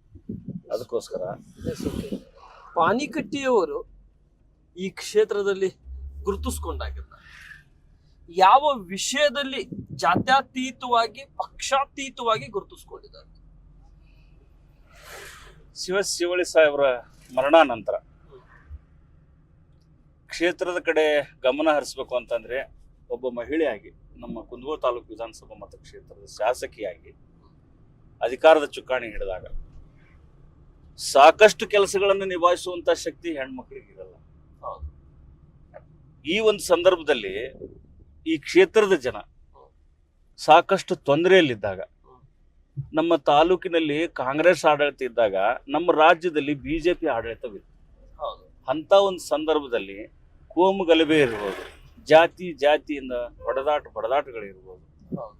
ಆನಂತರ ಇವತ್ತು BJP ಅವರು ಕಾಂಗ್ರೆಸ್ MLA ಹತ್ರ ಯಾಕೆ ಹೋಗ್ಬೇಕು ಅಂತಕ್ಕಂಥ ಒಂದು ಸಂದರ್ಭದಲ್ಲಿ ಎಲ್ಲರನ್ನೂ ಕೂಡ ಜೊತೆಯಾಗಿ ಇಟ್ಕೊಂಡು ನಮ್ಮ ಕುಂದಗೋಳ ತಾಲೂಕಿನಲ್ಲಿ ಜಾತಿ ಗಲಭೆ ಏಳದ ಹಾಗೆ ಸರ್ವ ಜಾತಿಯ ಜನಾಂಗದ ಶಾಂತಿಯ ತೋಟ ಅಂತಕ್ಕಂಥ ಒಂದು ಕುವೆಂಪು ಅವರು ಏನು ಬರೆದಿಟ್ಟಿದ್ದಾರೆ ಕವಿಯ ವಾಣಿಯನ್ನ, ಅದನ್ನ ಆಧಾರವಾಗಿ ಇಟ್ಕೊಂಡು ಕ್ಷೇತ್ರದ ಜನರನ್ನ ಎಲ್ಲರನ್ನೂ ಕೂಡ ಒಟ್ಟಿಗೆ ನಮ್ಮ ತೆಕ್ಕೆಯಲ್ಲಿ ಇಟ್ಕೊಂಡು, ಯಾರೋ ಬಂದ್ರು ಕೂಡ, ಇವ ಶತ್ರುಗಳು ಬಂದ್ರು ಕೂಡ ಹಾಲು ಕೊಡುವಂತ ಮಂಚನ ನಮ್ದು. ನಾವು ಅದೇ ತರ ನಡೆದು ಬಂದ ಹಾದಿ, ನಮ್ಮ CS ಶಿವಳ್ಳಿ ಅವರು ಹಾಕಿಕೊಟ್ಟಂತ ಹಾದಿ, ಆ ಹಾದಿಯಲ್ಲಿ ಬಂದಿದ್ರಿಂದ ಜನರು ನಮ್ಮನ್ನ ಗುರುತಿಸಿ ಯಾವುದೇ ಸಮಸ್ಯೆ ಇದ್ರೂ ಕೂಡ ಒಂದು ಶಿವಳ್ಳಿ ಅವ್ರ ಕುಟುಂಬಕ್ಕೆ ಫೋನ್ ಹಾಕ್ತಾರೆ, ಇಲ್ಲಂದ್ರೆ ನನಗೆ ಫೋನ್ ಮಾಡ್ತಾರೆ. ನಮಗ್ ಮತ್ತ ನೀಗ್ಲಿಲ್ಲ ಅಂತಂದ್ರು ಕೂಡ ನಮ್ಮ ಹಿರಿಯರು ಇದ್ದಾರೆ, ಜಿಲ್ಲೆಯಲ್ಲಿ ಇದ್ದಾರೆ, ತಾಲೂಕಲ್ಲಿ ಇದ್ದಾರೆ, ರಾಜ್ಯದಲ್ಲಿ ಇದ್ದಾರೆ. ರಾಷ್ಟ್ರೀಯ ನಾಯಕರ ಗಮನಕ್ಕೂ ಕೂಡ ತಗೊಂಡು ನಾವು ಆ ಸಮಸ್ಯೆಯನ್ನ ತತ್ಕ್ಷಣ ಬಗೆಹರಿಸಿದ್ರಿಂದ ಜನರ ಮನಸ್ಸಿನಲ್ಲಿ ಆಳವಾಗಿ ಬೇರು ಉಳಿತು. ಕುಂದಗೋಳ ಕ್ಷೇತ್ರದಲ್ಲಿ ಇವತ್ತು ಬಂದು ನಾವು ನಿಮ್ಮನ್ನ ಏನು ಪರಿಚಯ ಮಾಡಿಕೊಂಡು ಈ ಒಂದು ಕಾರ್ಯಾತ್ರಾ ಸಂದರ್ಶನ ನಡೆಸ್ತಾ ಇದ್ದೀವಿ. ಈ ಸಂದರ್ಶನ ನಡೆಸ್ತಾ ಇರುವಂತ ಉದ್ದೇಶ ಏನಂತ ಹೇಳಿದ್ರೆ, ಮುಂಬರ್ತಾ ಇರುವಂತ 2028-2029 ಚುನಾವಣೆಯ ಪೂರ್ವಭಾವಿ ಗ್ರೌಂಡ್ ವರ್ಕ್ ಅನ್ನು ಕೂಡ ನಡೀತಾ ಇದೆ. ಗ್ರೌಂಡ್ ರಿಪೋರ್ಟ್ ನಡೀತಾ ಇದೆ. ಈ ಗ್ರೌಂಡ್ ರಿಪೋರ್ಟ್ ನಲ್ಲಿ ಅನೇಕ ಜನರ ನಾಯಕರ ಹೆಸರುಗಳನ್ನು, ಅನೇಕ ಜನರ ಪಕ್ಷದಿಂದ ನಿಷ್ಠಾವಂತ ಕಾರ್ಯಕರ್ತರ ಗುರುತಿಸ್ಕೊಂಡಂತವರ ಹೆಸರುಗಳನ್ನು ಕೂಡ ನಾವು ಕೇಳಿದ್ದೀವಿ. ಅದರಲ್ಲಿ ಒಬ್ರು ಕೂಡ ಪಾನಿಕಟ್ಟಿಯವರ ಹೆಸರನ್ನು ಕೂಡ ನಾವು ಕೇಳಿದ್ದೀವಿ. ಮತ್ತು ಕುಂದಗೋಳ ತಾಲೂಕಿನ ಕಿಸಾನ್ ಘಟಕದ ಅಧ್ಯಕ್ಷರು ಕೂಡ ಕೆಲಸ ಮಾಡ್ತಾ ಇದ್ದಾರೆ. ಮತ್ತು ಧಾರವಾಡ ಜಿಲ್ಲಾ KPCC ಧಾರವಾಡ ಜಿಲ್ಲಾ ಉಪಾಧ್ಯಕ್ಷರವಾಗಿ ಕೂಡ ನಾವು ಕಾರ್ಯನಿರ್ವಹಿಸ್ತಾ ಇದ್ದೀವಿ. ಅದ್ರ ಜೊತೆಯಲ್ಲೂ ಕೂಡ ಗುತ್ತಿಗೆದಾರರ ಸಂಘದ ರಾಜ್ಯ ಅಧ್ಯಕ್ಷರಾಗಿ ಕೂಡ ನಾವು ಕೆಲಸ ಮಾಡ್ತೀವಿ. ಕ್ಷೇತ್ರದಲ್ಲಿ ನಮ್ಮ ರಿಪೋರ್ಟಿನ ಪ್ರಕಾರ, ನಾವು ಗ್ರೌಂಡ್ ವರ್ಕ್ ನಡೆಸಿದ ಪ್ರಕಾರ, ಕ್ಷೇತ್ರದಲ್ಲಿ ಜನ ಹೊಸಬರನ್ನೇ ಆಯ್ಕೆ ಮಾಡಬೇಕು ಅನ್ನುವಂತ ವಿಷಯಗಳನ್ನು ಕೂಡ ಕ್ಷೇತ್ರದಲ್ಲಿ ಜನ ಮಾತನಾಡ್ತಾ ಇದ್ದಾರೆ. ಇದು ಮೊದಲು. ಎರಡನೇದು, ಇಲ್ಲಿ ವ್ಯಕ್ತಿ ಚುನಾವಣೆ ಮಾಡಿದಾರೋ ಇಲ್ಲೋ ಅನ್ನೋದಕ್ಕಿಂತ ಇಲ್ಲಿಯ ವ್ಯಕ್ತಿತ್ವದ ಮೇಲೆ ಬಂದಿರತಕ್ಕಂಥ ನಡವಳಿಕೆಗಳ ಬಗ್ಗೆ ಮತ್ತು ಅವರ ಸಮಾಜ ಸೇವೆ ಮೇಲೆ ಗುರುತಿಸ್ತಾ ಇರುವಂತ ಕ್ಷೇತ್ರದ ಜನ ಕೂಡ ಬಯಸ್ತಾ ಇದ್ದಾರೆ. ಅದರಲ್ಲಿ ಪಾನಿಕಟ್ಟಿ ಅವರನ್ನ ಹೈಕಮಾಂಡ್ ಯಾವ ವಿಷಯದಲ್ಲಿ ಗುರುತಿಸ್ಬೇಕು, ಯಾಕೆ ಗುರುತಿಸ್ಬೇಕು? ಇವತ್ತು ಕುಂದಗೋಳ ತಾಲೂಕು ವಿಧಾನಸಭಾ ಮತಕ್ಷೇತ್ರದಲ್ಲಿ ಸುಮಾರು 14 ಜನ ಶಾಸಕರಾಗಬೇಕು ಅಂತ ಆಕಾಂಕ್ಷಿಗಳಿದ್ದಾರೆ. ಹೌದು. ಈ 14 ಜನ ಆಕಾಂಕ್ಷಿಗಳೇನಿದಾರಲ್ಲ, ಇವರ ಒಂದು ನಡತೆಯನ್ನ, ಇವರ ಒಂದು ಜನರ ಸೇವೆಯನ್ನ ಈಗಾಗಲೇ ಎಲ್ಲರೂ ಕೂಡ ನೋಡಿದ್ದಾರೆ. ಜನರ ಮನಸ್ಸಿನಲ್ಲಿ ಇರುವಂತ ಪ್ರಶ್ನೆ ಏನಂತಂದ್ರೆ, ಕಷ್ಟಕ್ಕಾಗುವಂತ ವ್ಯಕ್ತಿ ಯಾರು? ನಾವು ಕಷ್ಟದಲ್ಲಿದ್ದಂತ ವೇಳೆಯಲ್ಲಿ ಕೈ ಹಿಡಿದು ನಡೆಸುವಂತವ್ರು ಯಾರು? ಈಗಾಗಲೇ ಸುಮಾರು ಬರೀ ಶಾಸಕರನ್ನ ಆರಿಸಿ ತಂದಂತ ವೇಳೆಯಲ್ಲಿ ಯಾರು ಎಷ್ಟು ಸರಿಯಾಗಿ ಕೆಲಸ ಮಾಡಿದ್ದಾರೆ ಅನ್ನೋದನ್ನ ಈ ಕ್ಷೇತ್ರ ಜನರು ಎಲ್ಲರೂ ಕೂಡ ನೋಡಿದ್ದಾರೆ. ಜನರ ಮನಸ್ಸಿನಲ್ಲಿ ಇರುವಂತಹ ವಿಷಯಗಳೇನಂದ್ರೆ, ಕರ್ನಾಟಕ ರಾಜ್ಯದಲ್ಲಿ ಧಾರವಾಡ ಜಿಲ್ಲೆಯ 70ನೇ ವಿಧಾನಸಭಾ ಏನಿದೆ, ಅತ್ಯಂತ ಹಿಂದುಳಿದಂತ ತಾಲೂಕು. ಈ ತಾಲೂಕು ಹಿಂದುಳಿದಂತ ಸಂದರ್ಭದಲ್ಲಿ ವಿಧಾನಸಭೆಯಲ್ಲೂ ಕೂಡ ಇದರ ಹಿಂದುಳಿದ ತಾಲೂಕು ಅಂತ ಹಣೆಪಟ್ಟಿ ಹೆಸರೇ ಇದೆ. ಹಲವಾರು ಜನ ಇವತ್ತು ಶಾಸಕರಾಗಿ ಹೋದ್ರು ಕೂಡ CS ಶಿವಳ್ಳಿ ಸಾಹೇಬರಷ್ಟು ಅಭಿವೃದ್ಧಿ ಕೆಲಸನ ನಮ್ಮ ತಾಲೂಕಿನಲ್ಲಿ ಯಾವ MLA ಮಾಡಿಲ್ಲ. ಅಂತ ಒಂದು ಸಂದರ್ಭದಲ್ಲಿ ನಾವೆಲ್ಲರೂ ಕೂಡ CS ಶಿವಳ್ಳಿ ಅವರ ಜೊತೆಯಾಗಿದ್ಕೊಂಡು ಏನು ಒಂದು ಅಭಿವೃದ್ಧಿ ಕೆಲಸಗಳನ್ನ ಮಾಡಿದ್ದೇವೆ, ಅದೇ ಒಂದು ನಮ್ಮ ಶ್ರೀರಕ್ಷೆ, ಅದೇ ಒಂದು ನಮ್ಮ ದಾರಿದೀಪ, ಅದೇ ಒಂದು ಈ ಕ್ಷೇತ್ರದ ಬಡವರು ಇರ್ಬೋದು, ದೀನ ದಲಿತರು ಇರ್ಬೋದು, ಅಲ್ಪಸಂಖ್ಯಾತರು ಇರ್ಬೋದು, ಎಲ್ಲ ಜಾತಿ ಜನಾಂಗದವ್ರಿಗೂ ಕೂಡ ಒಳ್ಳೆಯ ಒಂದು ಕೆಲಸ ಕಾರ್ಯಗಳಾಗಿ ಪರಿಣಮಿಸಿದ್ರಿಂದ ಹೊಸ ವ್ಯಕ್ತಿಯನ್ನ ಹುಡುಕ್ತಾ ಇದ್ದಾರೆ ಕ್ಷೇತ್ರದ ಜನ. ಸೊ ಸುಮಾರು ಜನ ಈಗ ನನಗೆ ನಿಮ್ಮಲ್ಲಿ ಏನು ಕಡಿಮೆ ಇದೆ, ನೀವು ಶಾಸಕರು ಯಾಕೆ ಆಗ್ಬಾರ್ದು ಅಂತೇಳಿ ನಮ್ಮಲ್ಲಿ ಅಭಿಪ್ರಾಯ ಬಂದಾಗ ನಾನು ನಿರ್ಧಾರ ತಗೊಳ್ಳಕ್ಕೆ ಬರುವುದು. ಇದರಲ್ಲಿ ವರಿಷ್ಠರಿದ್ದಾರೆ, ಹಿರಿಯರಿದ್ದಾರೆ, ಪಕ್ಷದ ಮುಖಂಡರಿದ್ದಾರೆ. ಇವ್ರನ್ನೆಲ್ಲರನ್ನೂ ಕೂಡ ಗಣನೆಗೆ ತಗೊಂಡು ಅವರು ಒಂದು ಅಭಿಪ್ರಾಯ ಮೆಚ್ಚುಗೆ ಪಡ್ಕೊಂಡು ನಂತರ ನಾವು ಮುಂದೆ ಹೋಗುವಂತ ಕೆಲಸ ನಮ್ಮ ಕಾಂಗ್ರೆಸ್ ಪಕ್ಷದಲ್ಲಿ ನಮ್ಮದೇ ಆದಂತ ತತ್ವ, ಸಿದ್ಧಾಂತ, ಧರ್ಮ ಮತ್ತು ಜಾತಿಗಳ ಆಧಾರ ಮೇಲೆ ಚುನಾಯಿತ ಪ್ರತಿನಿಧಿ ಆಗಬೇಕು ಅಂತಂದ್ರೆ ಅದರದೇ ಆದಂತ ಸಿದ್ಧಾಂತಗಳಿವೆ. ಅದನ್ನೆಲ್ಲವನ್ನೂ ಕೂಡಿ ನಾವು ಮೀರಿ ನಡೆದಾಗ ಒಂದು ಒಳ್ಳೆ ಅವಕಾಶಗಳು ಸಿಗಬಹುದು ಅನ್ನೋ ಆಕಾಶದ ನಾ ಇದೆ. ಕ್ಷೇತ್ರದಲ್ಲಿ ಮತದಾರರ ಜೊತೆಯಲ್ಲಿ ಕೂಡ ನಮ್ಮ ಟೀಮ್ ಆಯ್ತು, ನಮ್ಮ ಕೊಲಿಗಳನ್ನಾಯ್ತು, ಮತ್ತೆ ನಮ್ಮ ಕೆಲವೊಂದಿಷ್ಟು ಇಂಟರ್ನಲ್ ರಿಪೋರ್ಟ್ಗಳನ್ನಾಯ್ತು ಮಾತನಾಡಿದಂತ ಸಂದರ್ಭದಲ್ಲಿ ಹೇಳ್ತಾರೆ, ಪಾನಿಕಟ್ಟಿಯವರು ಕೆಲವೊಂದಿಷ್ಟು ಭಾಗದ ಜನ ಮಾತನಾಡೋದ, ಟೋಟಲಿ ಎಲ್ಲರೂ ಮಾತನಾಡೋದಲ್ಲ, ಕೆಲವೊಂದಿಷ್ಟು ಭಾಗದ ಜನ ಮತದಾರ ಮಾತನಾಡುವಂತ ವಿಷಯಗಳನ್ನು ನಾನು ಪ್ರಸ್ತಾವನೆ ಮಾಡ್ತಾ ಇದ್ದೇನೆ. ಅದು ಏನ್ ಮಾತನಾಡ್ತಾ ಇದಾರೆ ಅಂದ್ರೆ, ಪಾನಿಕಟ್ಟಿಯವರು ಇದಕ್ಕಿಂತ ಪೂರ್ವಕವಾಗಿ ಯಾವ್ದಾದ್ರು ಚುನಾವಣೆ ಮಾಡಿದ್ದಾರಾ? ಚುನಾವಣೆ ಬೇರೆದವರ ಚುನಾವಣೆಯಲ್ಲಿ ಇವರು ಸ್ಪರ್ಧೆ ಮಾಡಿ ಇವರೇ ಅನ್ಕೊಂಡು ಚುನಾವಣೆಯಲ್ಲಿ ಗೆಲ್ಲಿಸ್ಕೊಂಡ್ಬರುವುದು ಬೇರೆ, ತಾವು ಒಂದು ಚುನಾವಣೆಯಲ್ಲಿ ಆಡಳಿತ ಮಾಡುವುದೇ ಬೇರೆ ಅನ್ನೋ ರೂಪದಲ್ಲಿ ಕೆಲವೊಂದಿಷ್ಟು ಭಾಗದ ಜನ ಮಾತನಾಡೋದು. ಅದು ನಿಮ್ಮ ಹಿತೈಷಿಯರಾಗಿರ್ಲಿ ಅಥವಾ ನಿಮ್ಮ ವಿರೋಧರಾಗಿರ್ಲಿ, ಇದು ಮಾತುಗಳನ್ನು ಬರುವುದು ಸಹಜ. ಅದು ನಿಮಗೂ ಕೂಡ ರಾಜಕಾರಣದಲ್ಲಿ ಗೊತ್ತಿದೆ. ಅದೇ ಕೆಲವೊಂದಿಷ್ಟು ಜನ ಏನ್ ಮಾತನಾಡ್ತಾ ಇದಾರೆ ಅಂದ್ರೆ, ಪಾನಿಕಟ್ಟಿಯವರಿಗೆ 2028ರ ಚುನಾವಣೆ ಇನ್ನು ತುಂಬಾ ದೂರ ಇದೆ, ಅದಕ್ಕಿಂತ ಪೂರ್ವಕವಾಗಿ 2026ನೇ ಸಾಲಿನಲ್ಲಿ ಬರ್ತಾ ಇರುವಂತ ಜಿಲ್ಲಾ ಪಂಚಾಯತಿ ಚುನಾವಣೆ ಬರ್ತಾ ಇದೆ. ಇವರು ಕೂಡ ಸಂಶಿ ಕ್ಷೇತ್ರದಲ್ಲಿ ತುಂಬಾ ಚಿರಪರಿಚಿತ ಆಗಿದ್ದಾರೆ. ಕಮಡೋಳಿ ಭಾಗದಲ್ಲಿ ಕೂಡ ಬಹಳಷ್ಟು ಚಿರಪರಿಚಿತ ಇದ್ದಾರೆ. ಯರಗುಪ್ಪಿಯಲ್ಲೂ ಕೂಡ ಬಹಳಷ್ಟು ಪರಿಚಯ ಇದ್ದಾರೆ ಮತ್ತು ಗುಡಿಗೇರಿಯಲ್ಲಿ ಕೂಡ ಚಿರಪರಿಚಿತ ಆಗಿದ್ದಾರೆ. ಈ ರೀತಿ ಅನೇಕ ಜಿಲ್ಲಾ ಪಂಚಾಯತಿ ಕ್ಷೇತ್ರದಲ್ಲಿ ಕೂಡ ಇವರು ಚಿರಪರಿಚಿತವಾಗಿ ಗುರುತಿಸ್ಕೊಂಡು ತಮ್ಮ ಸೇವೆನೇ ಜನಸೇವೆನೇ ಜನಾರ್ದನ ಸೇವೆ ಅನ್ಕೊಂಡು ಇಲ್ಲಿವರೆಗೆ ತಲುಪ್ತಾ ಇದ್ದಾರೆ. ಇವರು ಯಾಕೆ ಮುಂದೆ ಹೆಜ್ಜೆ ಇಡಬಾರ್ದು, ಹೆಜ್ಜೆ ಇಡೋದಕ್ಕಿಂತ ಪೂರ್ವಕವಾಗಿ ಈ ಒಂದು ಕ್ಷೇತ್ರದಲ್ಲಿ ಯಾಕೆ ಕೆಲಸ ಮಾಡಬಾರ್ದು ಅಂತೇಳಿ ಎರಡನೇ ಭಾಗದಲ್ಲಿ ಜನ ಮಾತನಾಡ್ತಾರೆ. ಮೊದಲನೇ ಇದು ಮೂರನೇದಾಯ್ತು, ಎರಡನೇದಾಯ್ತು. ಮೊದಲನೇ ಭಾಗದಲ್ಲಿ ಜನ ಏನ್ ಮಾತನಾಡ್ತಾ ಇದಾರೆ, ಅವ್ರು ಏನು ಸೇವೆ ಮಾಡ್ತಾ ಇದಾರೆ ಆ ಸೇವೆಗೆ ನಾವು ತೃಪ್ತಿದಾಯಕಿದೀವಿ, ಅವರ ಹೋರಾಟ ಹೀಗೆ ಮುಂದುವರಿಯಲಿ, ಅವರಿಗೆ ಒಂದಲ್ಲ ಒಂದಿನ ಅವಕಾಶ ಸಿಗುತ್ತೆ, ಆ ಅವಕಾಶ ಕೂಡ ನಾವು ಕೂಡ ಅವ್ರ ಜೊತೆ ಅಣಿವಾಗಿ ನಿಲ್ತೀವಿ ಅಂತೇಳಿ ಜನ ಮಾತನಾಡ್ತಾರೆ. ಈ ಮೂರು ವಿಷಯದ ಬಗ್ಗೆ ನಿಮ್ಮ ಅಭಿಪ್ರಾಯ ಏನಿದೆ ಸರ್?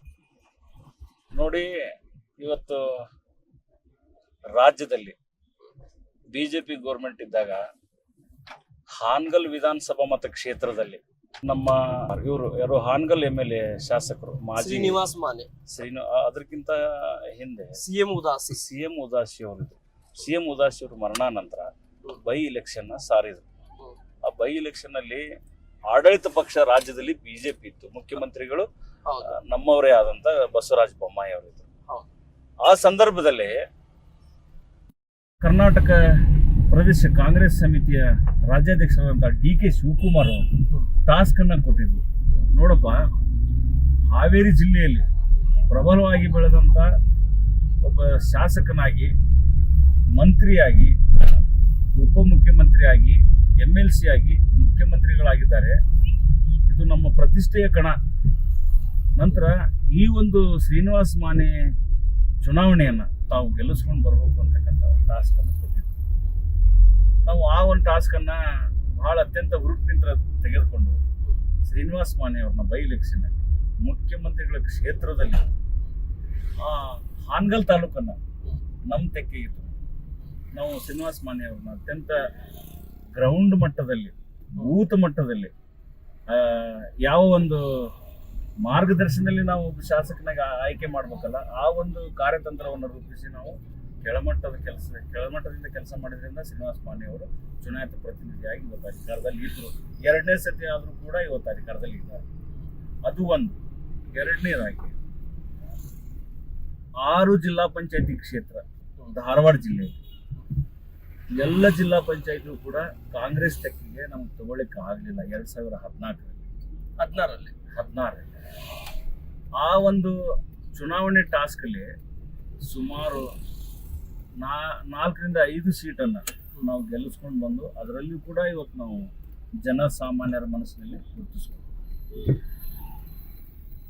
ಮುಂದೆ ಇವತ್ತು ನಾನು ಜಿಲ್ಲಾ ಪಂಚಾಯತಿ, ತಾಲೂಕಾ ಪಂಚಾಯತಿ, ಗ್ರಾಮ ಪಂಚಾಯತಿ ಇಲೆಕ್ಷನ್ ಇರೋದ್ರಿಂದ ಜನರ ಅಭಿಪ್ರಾಯ ಇದೆ, ನೀವು ಯಾಕೆ ಜಿಲ್ಲಾ ಪಂಚಾಯತಿ ಟ್ರೈ ಮಾಡಬಾರ್ದು. ಬಟ್ ನಾನಿಲ್ಲಿ ಸಿಟಿಯಲ್ಲಿ ಇರೋದ್ರಿಂದ ಜಿಲ್ಲಾ ಪಂಚಾಯತಿಗೆ ನಮ್ಗೆ ನಿಲ್ಲಲಿಕ್ಕೆ ಬರೋದಿಲ್ಲ ಸರ್. ಇದು ಒಂದೇ. ಎರಡನೇದು, ಇವತ್ತು ಕುಂದಗೋಳ ಪಟ್ಟಣ ಪಂಚಾಯತಿ ಇದೆ, 19 ವಾರ್ಡು, ನಾಮಿನೇಷನ್ ಅಂದರೆ 21 ಸದಸ್ಯರಿರುವಂಥ ಒಂದು ಊರು. ಇವತ್ತು ನಾನು ಜನ ಬಯಸ್ತಾರೆ ಪಟ್ಟಣ ಪಂಚಾಯತಿ ಇಲೆಕ್ಷನ್ ಕೂಡ ನಾನು ನಿಲ್ಬೋದು ನಮ್ಮ ವಾರ್ಡ್ ನಂಬರ್ 11ರಲ್ಲಿ. ಸೊ ಈಗಾಗಲೇ ನಾನು ನಮ್ಮ ಪಕ್ಷದ ವರಿಷ್ಠರು ಹಲವಾರು ಹುದ್ದೆಗಳನ್ನು ನಾನು ಅಲಂಕರಿಸಿದ್ರಿಂದ ಪುನಃ ನಾನು ಪಟ್ಟಣ ಪಂಚಾಯತಿ ಸದಸ್ಯನಾಗಲಿ ಅಥವಾ ಜಿಲ್ಲಾ ಪಂಚಾಯತ್ ಸದಸ್ಯನಾಗಲಿ ಅಥವಾ ತಾಲೂಕು ಪಂಚಾಯತ್ ಸದಸ್ಯನಾಗಲಿ ಆಗಲಿಕ್ಕೆ ನನ್ನ ಮನಸ್ಸಿಲ್ಲ. ನಾನು ಏನೋ ಟ್ರೈ ಮಾಡಿದ್ರು ಕೂಡ ಮುಂದೆ ಶಾಸಕನಾಗಬೇಕು ಅನ್ನುವಂತಕ್ಕಂಥ ಒಂದು ಮನಸ್ಸಿನಲ್ಲಿ ಛಲ ಇದೆ. ಸ್ಟಾಪ್ ಮಾಡಿದೆ. ಹಿಂಗೆ ಹೇಳ್ಬಾರ್ದು ನೀವು, ಸ್ಟಾಪ್ ಮಾಡಿದೆ. ಏನು ಹೇಳ್ರಿ ಅಂತ ಹೇಳಿದ್ರೆ, ಜಿಲ್ಲಾ ಪಂಚಾಯತಿ ಆಗಿರಲಿ, ಪಟ್ಟಣ ಪಂಚಾಯತಿ ಚುನಾವಣೆ ಆಗಿರಲಿ, ಸ್ಪರ್ಧೆ ಮಾಡಬೇಕನ್ನೋದು ನನ್ನ ಆಸೆ ಇಲ್ಲ. ಆ್ಯಕ್ಚುಲಿ ವಿಧಾನಸಭೆಯಲ್ಲೂ ಕೂಡ ನನ್ನ ಆಸೆ ಇಲ್ಲ. ಆದರೆ ಕ್ಷೇತ್ರದಲ್ಲಿ ಮತದಾರರು ಅವರ ಆಸೆ ಮೇರೆಗೆ ನಾನು ವಿಧಾನಸಭೆಗೆ ಬರ್ಬೇಕಂತೇಳಿ ಅನ್ಕೊಂಡಿದ್ದೀನಿ ಹೊರತು ರಾಜಕಾರಣಕ್ಕಂತೇಳಿ ನಾನು ಬರ್ತಾ ಇಲ್ಲ. ಸಮಾಜ ಸೇವೆ ಹೆಂಗಾದ್ರೂ ಕೂಡ ನಡೀತಾ ಇದೆ. ಪಕ್ಷದಲ್ಲಿ ಉನ್ನತವಂತ ಸ್ಥಾನಮಾನ ನನಗೆ ಸಿಕ್ಕಿದೆ, ಅದರ ಮೇಲೆ ಕೂಡ ನಾನು ಮುಂದುವರಿತಾ ಇದೆ. ಆದರೆ ನನಗೆ ರಾಜಕಾರಣ ಅವಶ್ಯಕತೆ ಇಲ್ಲ. ಸಮಾಜ ಸೇವೆಗೆ ರಾಜಕಾರಣನೇ ಬೇಕಂತಿಲ್ಲ. ಯಾವುದೋ ರೂಪದಲ್ಲಿ ನಾವು ಕೆಲಸ ಮಾಡ್ಬೋದು.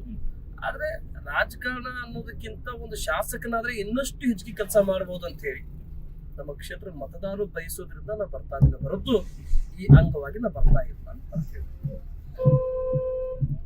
ಇವತ್ತು ಅದರ ಜೊತೆಯಲ್ಲಿ ಅಂತೂ ಅದರ ಜೊತೆಯಲ್ಲಿ ಕುಂದಗೋಳ ಕ್ಷೇತ್ರದ ಜನರು ಬಯಸ್ತಾ ಇದ್ದಾರೆ, ನೀವು ಪಟ್ಟಣ ಪಂಚಾಯತಿ ಒಂದು ಇಲೆಕ್ಷನ್ಗೆ ಯಾಕೆ ನಿಲ್ಬಾರ್ದು, ಆ ನಂತರ ಜಿಲ್ಲಾ ಪಂಚಾಯತಿಗೆ ಯಾಕೆ ನೀವು ನಿಲ್ಬಾರ್ದು, ತಾಲೂಕು ಪಂಚಾಯತಿಗೆ ಯಾಕೆ ನೀವು ನಿಲ್ಬಾರ್ದು. ಜನರ ಒಂದು ಆಶೀರ್ವಾದ ಹೀಗಿರುವಾಗ ನಾನು ಚುನಾವಣೆಗೆ ನಿಂತು ಜನಪ್ರತಿನಿಧಿಯಾಗಿ ಆರಿಸ್ಕೊಂಡೇ ಮಾಡ್ಬೇಕಂತೇಳಿ ನನ್ನ ಮನಸ್ಸಿನಲ್ಲಿ. ಇವತ್ತು ಜನರಿಗೆ ಒಳ್ಳೆ ಒಂದು ಕೆಲಸ ಕಾರ್ಯಗಳನ್ನು ಕೊಡಬೇಕು ಅಂತಂದ್ರೆ, ಕಷ್ಟದಲ್ಲಿದ್ದವ್ರನ್ನ ಮೇಲೆ ಕೆತ್ತಬೇಕು ಅಂತಂದ್ರೆ ರಾಜಕೀಯ ಗಣ್ಯ ವ್ಯಕ್ತಿಗಳಾಗಿ ಚುನಾಯಿತ ಪ್ರತಿನಿಧಿಯಾಗಿ ಮಾಡ್ಬೇಕಂತ ಏನು ಇಲ್ಲ ಅಂತ ನನ್ನ ಅಭಿಪ್ರಾಯ. ಸೊ ಇವತ್ತು ಪಕ್ಷದಲ್ಲಿ ಗುರುತಿಸ್ಕೊಂಡು ನಮ್ಮ ಕೆಲಸ ಕಾರ್ಯಗಳನ್ನು ಮಾಡ್ತಾ ಈವರೆಗೂ ಏನು ಬಂದಿದ್ದೀವಲ್ಲ, ಸಮಾಜ ಸೇವಕರಾಗಿ ಯಾವುದೇ ಹುದ್ದೆಗಳನ್ನು ಆಸೆ ಪಡಲಾರ್ದೆ ಜನರ ಸೇವೆಯಲ್ಲಿ ನಾನು ತೊಡಕೊಂಡು ಈವರೆಗೂ ಬಂದ್ಬಿಟ್ಟಂಥ ಒಂದು ಮನುಷ್ಯ. ಇವತ್ತು ಜನರ ಸೇವೆ, ಕುಂದಗೋಳ ತಾಲೂಕಿನ ವಿಧಾನಸಭಾ ಮತಕ್ಷೇತ್ರದ ಜನರ ಸೇವೆ ಮಾಡಬೇಕು ಅಂತಂದ್ರೆ ಇವತ್ತು ಕುಂದಗೋಳ ನಗರದಲ್ಲಿ ಸುಮಾರು 26,000 ಜನಸಂಖ್ಯೆ ಇರುವಂಥ ನಮ್ಮ ಕುಂದಗೋಳ ನಗರ ಪಟ್ಟಣ, ಈ ಒಂದು ಪಟ್ಟಣದ ಜನರ ಸೇವೆ ಮಾಡ್ಬೇಕಂತಂದ್ರೂ ಕೂಡ ರಾಜಕೀಯವಾಗಿ ಗುರುತಿಸ್ಕೊಂಡು ರಾಜಕೀಯದಿಂದ ಆರಿಸಿ ಬಂದ ಮಾಡ್ಬೇಕಂತ ಯಾವುದೂ ಇಲ್ಲ. ಸೊ ಇವತ್ತು ಜನಸೇವೆ ಮಾಡಬೇಕು ಅಂತಂದ್ರೆ ಪ್ರೈವೇಟ್ನಾಗ ಇದ್ಕೊಂಡಾದ್ರೂ ಕೂಡ ನಾವು ಮಾಡ್ಬೋದು. ಜನರ ಅಪೇಕ್ಷೆ ಪಟ್ಟರೆ ಮುಂದೆ ಅವ್ರ ಆಶೀರ್ವಾದ ಇದ್ರೆ ಏನು ಬೇಕಾದ್ರೆ ಮಾಡು ಅಂತಕ್ಕಂಥ ನನ್ನ ಒಂದು ಅಭಿಪ್ರಾಯ. ಈ ನಿಟ್ಟಿನಲ್ಲಿ ನಿಮ್ಮ ಸಮಾಜ ಸೇವೆ, ಈ ಸಮಾಜ ಸೇವೆಯಲ್ಲಿ ನೀವು ಪ್ರಾರಂಭ ಮಾಡಿದಾಗಿಲ್ಲ ಎಷ್ಟು ಜನರಿಗೆ ತೃಪ್ತಿಯಾಗಿದೆ, ಎಷ್ಟು ಜನರು ನಿಮ್ಮ ವಿರೋಧದಲ್ಲಿದ್ದಾರೆ? ನಮ್ಮ ಅಂದ್ರೆ ಕೆಲವೊಂದಿಷ್ಟು ನ್ಯಾಯ ವಿವಾದಗಳಲ್ಲಿ ಹೋದಂತ ಸಂದರ್ಭದಲ್ಲಿ, ಒಂದು ಹಿರಿತನ ರೂಪದಲ್ಲಿ ನೀವು ಕುಂತಂತ ಸಂದರ್ಭದಲ್ಲಿ ಪಾಣಿಗಿಟ್ಟಿಯವರು ಬಂದ್ರೆ ಕೆಲವೊಂದು ಜನ ಅಂತಾರೆ ಅಡ್ಡಿಲ್ಲ, ಈ ವ್ಯಕ್ತಿ ಬರಲಿ, ಪಕ್ಷಾತೀತವಾಗಿ ಬಂದು ನ್ಯಾಯ ದೊರಕಿಸಿಕೊಡ್ತಾರೆ ಇವರು ಅನ್ನುವಂಥ ವಿಷಯಗಳನ್ನು ಬಂದಿದೆ ಸರ್.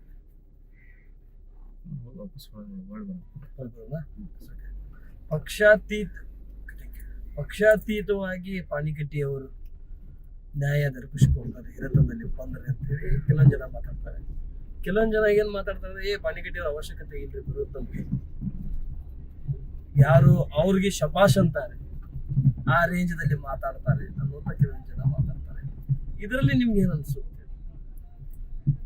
ಸರ್? ಇವಾಗ ಕ್ಷೇತ್ರದ ಜನ ನಾವು ಬಯಸೋದೇನು ಅಂತಂದ್ರೆ ನೇರ ನುಡಿ, ನೇರವಾದ ನಿರ್ಧಾರ,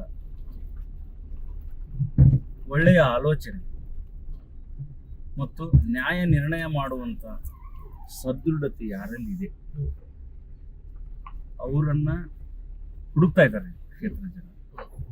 ಇವತ್ತು ಯಾವುದೇ ಒಂದು ಸಂದರ್ಭದಲ್ಲಿ ಪೊಲೀಸ್ ಸ್ಟೇಷನ್ ಇರ್ಬೋದು, ಕಂದಾಯ ಇಲಾಖೆ ಇರ್ಬೋದು, AC ಆಫೀಸ್ ಇರ್ಬೋದು, DC ಆಫೀಸ್ ಇರ್ಬೋದು, ನಾನು ತೆಗೆದುಕೊಂಡಂತ ನಿರ್ಧಾರ ಯಾವುದೇ ಜಾತಿ ಜನಾಂಗದವರಿಗೂ ಕೂಡ ತೊಂದರೆ ಆಗಲಾರ್ದಂಥ ನಿರ್ಧಾರವನ್ನ ನಾನು ತೆಗೆದುಕೊಂಡೆ. ಇವತ್ತು ಜನರ ಮನಸ್ಸಿನಲ್ಲಿ ಆಳವಾಗಿ ಬೇರುವುದಕ್ಕೆ ಕಾರಣ ಏನು ಅಂತಂದ್ರೆ, ಯಾವುದೇ ವಿಷಯಗಳಿರ್ಬೋದು, ಯಾವುದೇ ಕೇಸ್ಗಳಿರ್ಬೋದು, ಯಾವುದೇ ಜಗಳಗಳು ಇರ್ಬೋದು, ಯಾರಿಗೂ ಕೂಡ ಅಲ್ಲಿ ಮನಸ್ಸಿಗೆ ನೋವಾಗದಂಥ ರೀತಿಯಲ್ಲಿ ನಮ್ಮ ಒಂದು ಹಿರಿತನ ಮಾಡ್ಕೊಂಡು ಬಂದಂಥ ಸಂದರ್ಭ, ಎಲ್ಲರಿಗೂ ಕೂಡ ಹಿಡಿಸುವಂಥ ತೃಪ್ತಿಕರವಾಗಿ ಮಾಡಿದಂಥ ಹಿರಿತನವನ್ನು ಜನರ ಅಪೇಕ್ಷೆ ಪಡುವುದರಿಂದ ನಾನು ಸಾರ್ವಜನಿಕರ ವಲಯದಲ್ಲಿ ನಾನು ಗುರುತಿಸ್ಕೊಂಡಿದ್ದೇನೆ ಅಂತ ನಾನು ಇವತ್ತು ಹೆಮ್ಮೆಯಿಂದ. ಒಂದು ವೇಳೆ ವಿಧಾನಸಭೆ ಚುನಾವಣೆಗೆ ನೀವು ಬರ್ಬೇಕಂತೇಳಿ ನಿರ್ಣಯ ಕಟ್ಟಿಕೊಂಡ್ರೆ ಮತದಾರರ ಅಭಿಪ್ರಾಯ ಸಂಗ್ರಹಣೆಗೆ ಅಂತೇಳಿ ತಾವು ಕ್ಷೇತ್ರದಲ್ಲಿ ಓಡಾಡ್ತಾ ಇದ್ದೀರಿ. ಈ ಓಡಾಡುವಂತ ಸಂದರ್ಭದಲ್ಲಿ ನಿಮಗೆ ಎಷ್ಟು ಪರ್ಸೆಂಟೇಜ್ ಅನ್ನು ಕೂಡ ಸಿಗಬಹುದು? ನಾವು ವಿಧಾನಸಭಾ ಮತಕ್ಷೇತ್ರದಲ್ಲಿ ನಗರದಿಂದ ಯಾವ ಒಬ್ಬ ವ್ಯಕ್ತಿ ಮನೆ ಮಠ ಬಂದರೂ ಕೂಡ ಒಳ್ಳೆ ಕಳಿಸಿದಂಥ ಮಂತನ ನಮ್ದಲ್ಲ. ಯಾವುದೇ ಸಮಸ್ಯೆಗಳನ್ನು ತಂದರೂ ಕೂಡ ಕೂಡಲೇ ನಿವಾರಣೆ ಮಾಡುವಂಥ ಶಕ್ತಿ ನಮ್ಮಲ್ಲಿದೆ. CS ಶಿವಳ್ಳಿ ಸಾಹೇಬರ ಒಂದು ಗರಡಿ ಮನೆಯಲ್ಲಿ ಬೆಳೆದಂಥವ್ರು ನಾವು. ಯಾವುದೇ ಸಮಸ್ಯೆ ಇದ್ರೂ ಕೂಡ ತತ್ಕ್ಷಣ ಪರಿಹಾರ ಮಾಡುವಂಥ ಶಕ್ತಿ ನಮ್ಮಲ್ಲಿ ಇರೋದ್ರಿಂದ ಈ ನಗರದ ಜನತೆಗಿರ್ಬೋದು, ತಾಲೂಕಿನ ವಿಧಾನಸಭಾ ಮತಕ್ಷೇತ್ರದ ಜನತೆಗೆ, ಇವರಲ್ಲಿ ನಾವು ಮಾಡಿದಂಥ ಕೆಲಸ ಕಾರ್ಯಗಳು ಕೂಡ ನಾವು ಮರಣಾನಂತರ ಕೂಡ ಇವತ್ತು ಜೀವಂತವಾಗಿರ್ತವೆ ಅಂತ ಹೇಳೋದಕ್ಕೆ ನಾನೇ ಸಾಕು. ಸೆಕೆಂಡು, ಈ ಕ್ಷೇತ್ರದ ಜನರು ಬಯಸಿದ್ರೆ ಯಾವ ಜಾತಿ ಜನಾಂಗದಲ್ಲಿ ಕೂಡ ನಾನು ಅಸಭ್ಯವಾಗಿ ವರ್ತನೆ ಮಾಡಿಲ್ಲ, ಅಸಭ್ಯವಾಗಿ ನಡೆದುಕೊಂಡಿಲ್ಲ. ಎಲ್ಲ ಜಾತಿ ಜನಾಂಗದವ್ರಿಗೂ ಕೂಡ ಏನಾದರೂ ಕೊಟ್ಟಿದ್ದ ಕರೆ ಆದರೆ ಅದು ನಮ್ಮ ಮುಖಾಂತರ ಎಲ್ಲರಿಗೂ ಸಮಬಾಳು, ಎಲ್ಲರಿಗೂ ಸಮಪಾಲು ಅನ್ನುವಂಥ ಒಂದು ಜಾತ್ಯತೀತ ನಿಲುವು ಏನಿದೆ, ಆ ಒಂದು ಮಟ್ಟಿನಲ್ಲಿ ಎಲ್ಲರಿಗೂ ಕೂಡ ಒಳ್ಳೆಯ ನ್ಯಾಯವನ್ನು ಹೇಳುತ್ತಾ ಎಲ್ಲರ ಮನಸ್ಸಿನಲ್ಲಿ ಎಲ್ಲರ ಹೃದಯದಲ್ಲಿ ನೆಲೆಸೇನೆ ಅಂತ ನಾನು ಹೇಳ್ಬೋದು. ಇದಕ್ಕೆ ನನಗೆ ಕ್ಷೇತ್ರದ ಜನ 99% ಅಂದರೆ 99% ಕೂಡ ನನಗೆ ಆಶೀರ್ವಾದ ಮಾಡ್ಬೋದು ಅಂತಕ್ಕಂಥ ಒಂದು ಆಶಾಭಾವನೆ ನನ್ನಲ್ಲಿ. ನಾನು ಸಮಯದ ವಿಚಾರ ಮಾಡೋದು ಕೊನೆ ಹಂತಕ್ಕೆ ಬರ್ತಾ ಇದ್ದೇನೆ. ರಾಜ್ಯ ಸರ್ಕಾರದ ಬಂದಿರತಕ್ಕಂಥ ಗ್ಯಾರಂಟಿ ಮತ್ತು ಕೇಂದ್ರ ಸರ್ಕಾರದ ಆಡಳಿತ ಮತ್ತು ಕುಂದಗೋಳ ವಿಧಾನಸಭಾ ಕ್ಷೇತ್ರದಲ್ಲಿ ಗಂಗಾಧರ ಪಾಣಿಕಟ್ಟಿಯವರ ನಿಸ್ವಾರ್ಥ ಸೇವೆ ಜನ ಯಾವ ರೀತಿ ನೋಡ್ತಾ ಇದ್ದಾರೆ? ಕರ್ನಾಟಕ ರಾಜ್ಯದಲ್ಲಿ ಜನಪರವಾದಂಥ ಸರ್ಕಾರ ಕಾಂಗ್ರೆಸ್ ಸರ್ಕಾರ. ಸನ್ಮಾನ್ಯ ಮುಖ್ಯಮಂತ್ರಿಗಳಾದಂಥ ಸಿದ್ದರಾಮಯ್ಯ, ಉಪಮುಖ್ಯಮಂತ್ರಿಗಳಾದಂಥ ಡಿ ಕೆ ಶಿವಕುಮಾರ್ ಅವರ ಒಂದು ಆಡಳಿತ ನಮ್ಮ ಕುಂದಗೋಳ ತಾಲೂಕಿನ ವಿಧಾನಸಭಾ ಮತಕ್ಷೇತ್ರ ಅಷ್ಟೇ ಅಲ್ಲ, ಈ ರಾಜ್ಯದ 224 ತಾಲೂಕುಗಳಲ್ಲಿ ಕೂಡ ಒಂದು ಒಳ್ಳೆ ಹೆಸರನ್ನು ಮಾಡಿದಂಥ ಸರ್ಕಾರ ಯಾವುದಾದ್ರು ಇದ್ರೆ ಅದು ನಮ್ಮ ಕಾಂಗ್ರೆಸ್ ಸರ್ಕಾರ. ಮೊಟ್ಟ ಮೊದಲು ಆಡಳಿತಕ್ಕೆ ಬಂದಂಥ ಪಕ್ಷ ಯಾವುದಾದ್ರು ಇದ್ರೆ ಅದು ನಮ್ಮ ಕಾಂಗ್ರೆಸ್. ಈ ದೇಶಕ್ಕೆ ಸ್ವಾತಂತ್ರ್ಯ ಪಕ್ಷವನ್ನು ಸ್ವತಂತ್ರವಾಗಿ ತಂದು ಕೊಟ್ಟಿದ್ದು ನಮ್ಮ ಕಾಂಗ್ರೆಸ್. ಕಾಂಗ್ರೆಸ್ ಪಕ್ಷ ಮಧ್ಯಂತರ ಏನು ಬಂದಿದಾವಲ್ರಿ ಪಕ್ಷಗಳು, ಆ ಪಕ್ಷಗಳ ಮೂಲ ತತ್ವ ಸಿದ್ಧಾಂತ ಆಧಾರದ ಮೇಲೆ ಆಡಳಿತ ಮಾಡುವಂಥ ಪಕ್ಷ ಕಾಂಗ್ರೆಸ್ ಪಕ್ಷ ಅಲ್ಲ. ಕಾಂಗ್ರೆಸ್ ಪಕ್ಷದ ನಿಲುವು ಏನಿದೆ ಆಳವಾಗಿದೆ. ಕಾಂಗ್ರೆಸ್ ಪಕ್ಷದ ಬೇರೇನಿದೆಯಲ್ಲ ಆಳವಾಗಿದೆ. ಕಾಂಗ್ರೆಸ್ ಪಕ್ಷ ತೆಗೆದುಕೊಂಡಂತ ಯಾವುದೇ ನಿರ್ಧಾರ ಇರ್ಬೋದು, ಈ ದೇಶದ ಜನ ಇರ್ಬೋದು, ಈ ರಾಜ್ಯದ ಜನ ಇರ್ಬೋದು, ಒಳ್ಳೆಯದು ಆಗ್ಬೇಕು ಅಂತಕ್ಕಂಥ ನಿಲುವುಗಳನ್ನು ತಾಳುತ್ತೆ ಹೊರತು ಯಾವುದೇ ಥರದ ಕೆಟ್ಟ ಅಭಿಪ್ರಾಯಗಳನ್ನು ಸಹಿಸುವುದಿಲ್ಲ ನಮ್ಮ ಕಾಂಗ್ರೆಸ್. ಇವತ್ತು ರಾಜ್ಯದಲ್ಲಿ ಪಂಚ ಗ್ಯಾರಂಟಿ ಯೋಜನೆಯನ್ನು ನಮ್ಮ ಸರ್ಕಾರ ಚುನಾವಣೆ ಪೂರ್ವದಲ್ಲಿ ಪ್ರಣಾಳಿಕೆಯಲ್ಲಿ ಏನು ಇವತ್ತು ಆದೇಶ ಮಾಡಿತ್ತು, ಒಂದು ಆದೇಶದ ಮುಖಾಂತರ ಅಧಿಕಾರದ ಚುಕ್ಕಾಣಿಯನ್ನು ಹಿಡ್ಕೊಂಡಿದೆ. ಅಂದರೆ ರಾಜ್ಯದ ಜನರು ಈ 5 ಗ್ಯಾರಂಟಿಗಳನ್ನು ಮನಸ್ಪೂರ್ವಕವಾಗಿ ಮೆಚ್ಚಿಕೊಂಡು ಬಹುಮತ ಸರ್ಕಾರವನ್ನು ಈ ರಾಜ್ಯದ 7 ಕೋಟಿ ಜನ ನಮಗೆ ಆಶೀರ್ವದಿಸಿ ಸುಮಾರು 235 ಶಾಸಕರನ್ನು ಚುನಾಯಿತ ಪ್ರತಿನಿಧಿಯನ್ನಾಗಿ ಕಳಿಸಿಕೊಟ್ಟಿದೆ.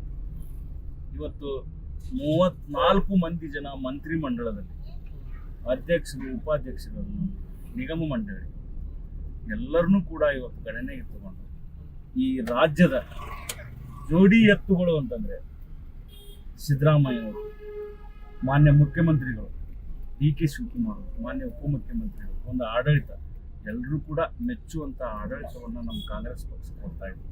ಇವತ್ತು ಬೆಂಗಳೂರು ವಿಧಾನಸಭಾ ಮತಕ್ಷೇತ್ರದಲ್ಲಿ ನಮ್ಮ ಪಕ್ಷದ ಒಂದು ಕಾರ್ಯಾಲಯದಲ್ಲಿ ಏನು ಆದೇಶಗಳು ಆಗ್ತವೆ, ಆ ಆದೇಶಗಳನ್ನು, ಆ ಕೆಲಸಗಳನ್ನು ಪ್ರತಿ ವಿಧಾನಸಭಾ ಮತಕ್ಷೇತ್ರದ ಎಲ್ಲ ಜನರಿಗೂ ಕೂಡ ಮುಟ್ಟುವಂಥ ವ್ಯವಸ್ಥೆಯನ್ನು ನಾವೇನು ಕಾರ್ಯಕರ್ತರು ಮಾಡ್ತಾ ಇದ್ದೀವಿ.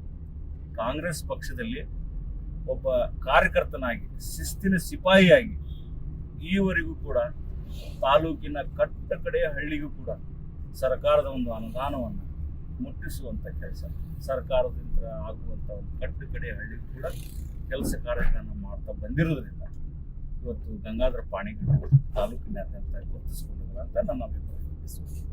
ನನ್ನ ಕೊನೆ ಪ್ರಶ್ನೆ, ನಿಮ್ಮ ಸೇವೆ ಮುಂದಿನ ವಿಧಾನಸಭೆ ಚುನಾವಣೆಯವರೆಗೂ ಕೂಡ ಇದೇ ರೀತಿ ಇರುತ್ತಾ ಅಥವಾ ಉಸಿರು ಇರುವವರೆಗೆ ಈ ಸೇವೆ ಇದೇ ರೀತಿ ಇರುತ್ತಾ? ಭಾರತ ದೇಶದಲ್ಲಿ, ಕರ್ನಾಟಕ ರಾಜ್ಯದಲ್ಲಿ ಜನರ ಒಂದು ಆಶೀರ್ವಾದ, ಈ ಕುಂದಗೋಳ ವಿಧಾನಸಭಾ ಮತಕ್ಷೇತ್ರದ ಒಂದು ಆಶೀರ್ವಾದ, ಜನರ ಆಶೀರ್ವಾದ ಈ ಭೂಮಿ ಮೇಲೆ ನನ್ನ ಉಸಿರು ಇರೋವರೆಗೂ ಕೂಡ, ಕಡೆತನಕನೂ ಕೂಡ ಈ ಕ್ಷೇತ್ರದ ಜನರಿಗೆ ಅಷ್ಟೇ ಅಲ್ಲ, ಈ ದೇಶದ ಜನರಿಗೆ, ಈ ರಾಜ್ಯದ ಜನರಿಗೆ ನಮ್ಮ ಸೇವೆ ನಿರಂತರ, ನಿತ್ಯ, ನಿರಂತರವಾಗಿ ನಮ್ಮ ಸೇವೆ ಇದೆ. ಕೊನೆಯದಾಗಿ ನ್ಯೂಸ್ 43 ಇಂಡಿಯಾ ಮತ್ತು ಇನ್ ಸರ್ವೆ ಮುಖಾಂತರ ಮುಂಬರ್ತಾ ಇರುವಂತಹ 2028-29 ಚುನಾವಣೆ ಹಿನ್ನೆಲೆಯಲ್ಲಿ ಮತ್ತು ಮುಂಬರ್ತಾ ಇರುವಂತಹ ತಾಲೂಕು ಪಂಚಾಯತಿ, ಜಿಲ್ಲಾ ಪಂಚಾಯತಿ ಚುನಾವಣೆ ಹಿನ್ನೆಲೆಯಲ್ಲಿ ಏನು ನಡೀತಾ ಇರುವಂತಹ ಗ್ರೌಂಡ್ ರಿಯಾಲಿಟಿ ವರ್ಕ್ ಮತ್ತು ಗ್ರೌಂಡ್ ವರ್ಕ್ ಕೂಡ ಏನು ನಡೀತಾ ಇದೆ, ಇದರ ಅಂಗವಾಗಿ ನನ್ನ ಕೊನೆಯ ಒಂದು ಪ್ರಶ್ನೆ, ಇದು ಮುಕ್ತಾಯ ಪ್ರಶ್ನೆ. ನಿಮ್ಮ ನಿಮ್ಮ ಸಮಾಜ ಸೇವೆಯಲ್ಲಿ ಮತ್ತು ನಿಮ್ಮ ಜಾತ್ಯತೀತವಾದಂಥ ನಿಲುವಾಗಿರತಕ್ಕಂಥ ಸೇವೆಯಲ್ಲಿ ಮುಂದಿನ ಗ್ರಾಮ ಪಂಚಾಯತಿ ಚುನಾವಣೆಯಾಗಿರಲಿ ಮತ್ತು ತಾಲೂಕು ಪಂಚಾಯತಿ ಜಿಲ್ಲಾ ಪಂಚಾಯತಿ ಚುನಾವಣೆಯಲ್ಲಿ ಈ ಬಾರಿ ಹೊಸದಾಗಿ ಜಿಲ್ಲಾ ಪಂಚಾಯತಿ ಕ್ಷೇತ್ರ ಆಗಿರತಕ್ಕಂಥ ಶಿರಗುಪ್ಪಿ ಒಂದು ಕ್ಷೇತ್ರ,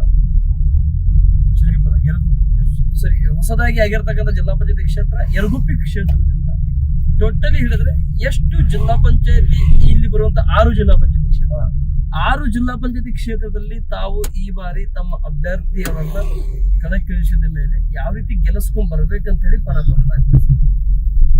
ನೋಡಿ, ನಮ್ಮ ಪಾಣಿಕಟ್ಟಿಯವರ ನೇತೃತ್ವದಲ್ಲಿ ಕಾಂಗ್ರೆಸ್ ಪಕ್ಷ ಕೊಟ್ಟಿರ್ತಕ್ಕಂಥ ಪ್ರತಿಯೊಂದು ಫಾಲೋನಲ್ಲಿ ಮಾರ್ಗದರ್ಶನ ಮೇಲೆ ಮತ್ತು ಹಾಕೊಟ್ಟಿರ್ತಕ್ಕಂಥ ಗೆರೆಗಳನ್ನು ಲಕ್ಷ್ಮಣ ರೇಖೆಯನ್ನು ಹಾಕೊಂಡು ಯಾವ ರೀತಿ ತಮ್ಮ ಪಕ್ಷ ಸಂಘಟನೆ ಮತ್ತು ಆ ಪಕ್ಷದಲ್ಲಿ ತೊಡಗಿಸ್ಕೊಂಡು ಮುಂದೆ ಹೋಗ್ತಾ ಇದ್ದಾರೆ ಸರ್. ಯಾವ ರೀತಿ ಗೆಲ್ಲಿಸ್ಕೊಂಡ್ ಬರ್ಲಿಕ್ಕೆ ಈಗಿನಿಂದನೂ ಕೂಡ ಮಾರ್ಚ್ ಏಪ್ರಿಲ್ ನಲ್ಲಿ ಚುನಾವಣೆ ಆಗುತ್ತೆ ಅಂತೇಳಿ ವಿಧಾನಸಭೆಯ ಕಲಾಪ ಮತ್ತು ವಿಧಾನಸಭೆಯ ಸಚಿವ ಸಂಪುಟದಲ್ಲಿ ಆಗಿರ್ತಕ್ಕಂಥ ನಿರ್ಣಯಗಳಲ್ಲಿ ಯಾವ ರೀತಿ ತಾವು ಪಕ್ಷ ಸಂಘಟನೆಗೆ ಮುಂದೆ ಹೋಗ್ತಾ ಇದ್ರೆ, ಯಾವ ರೀತಿ ತೊಡಗಿಸ್ಕೊಂಡು ಮುಂದೆ ಕಾರ್ಯವೈಖರಿಗಳನ್ನು ಪ್ರಾರಂಭ ಮಾಡ್ತಾರೆ.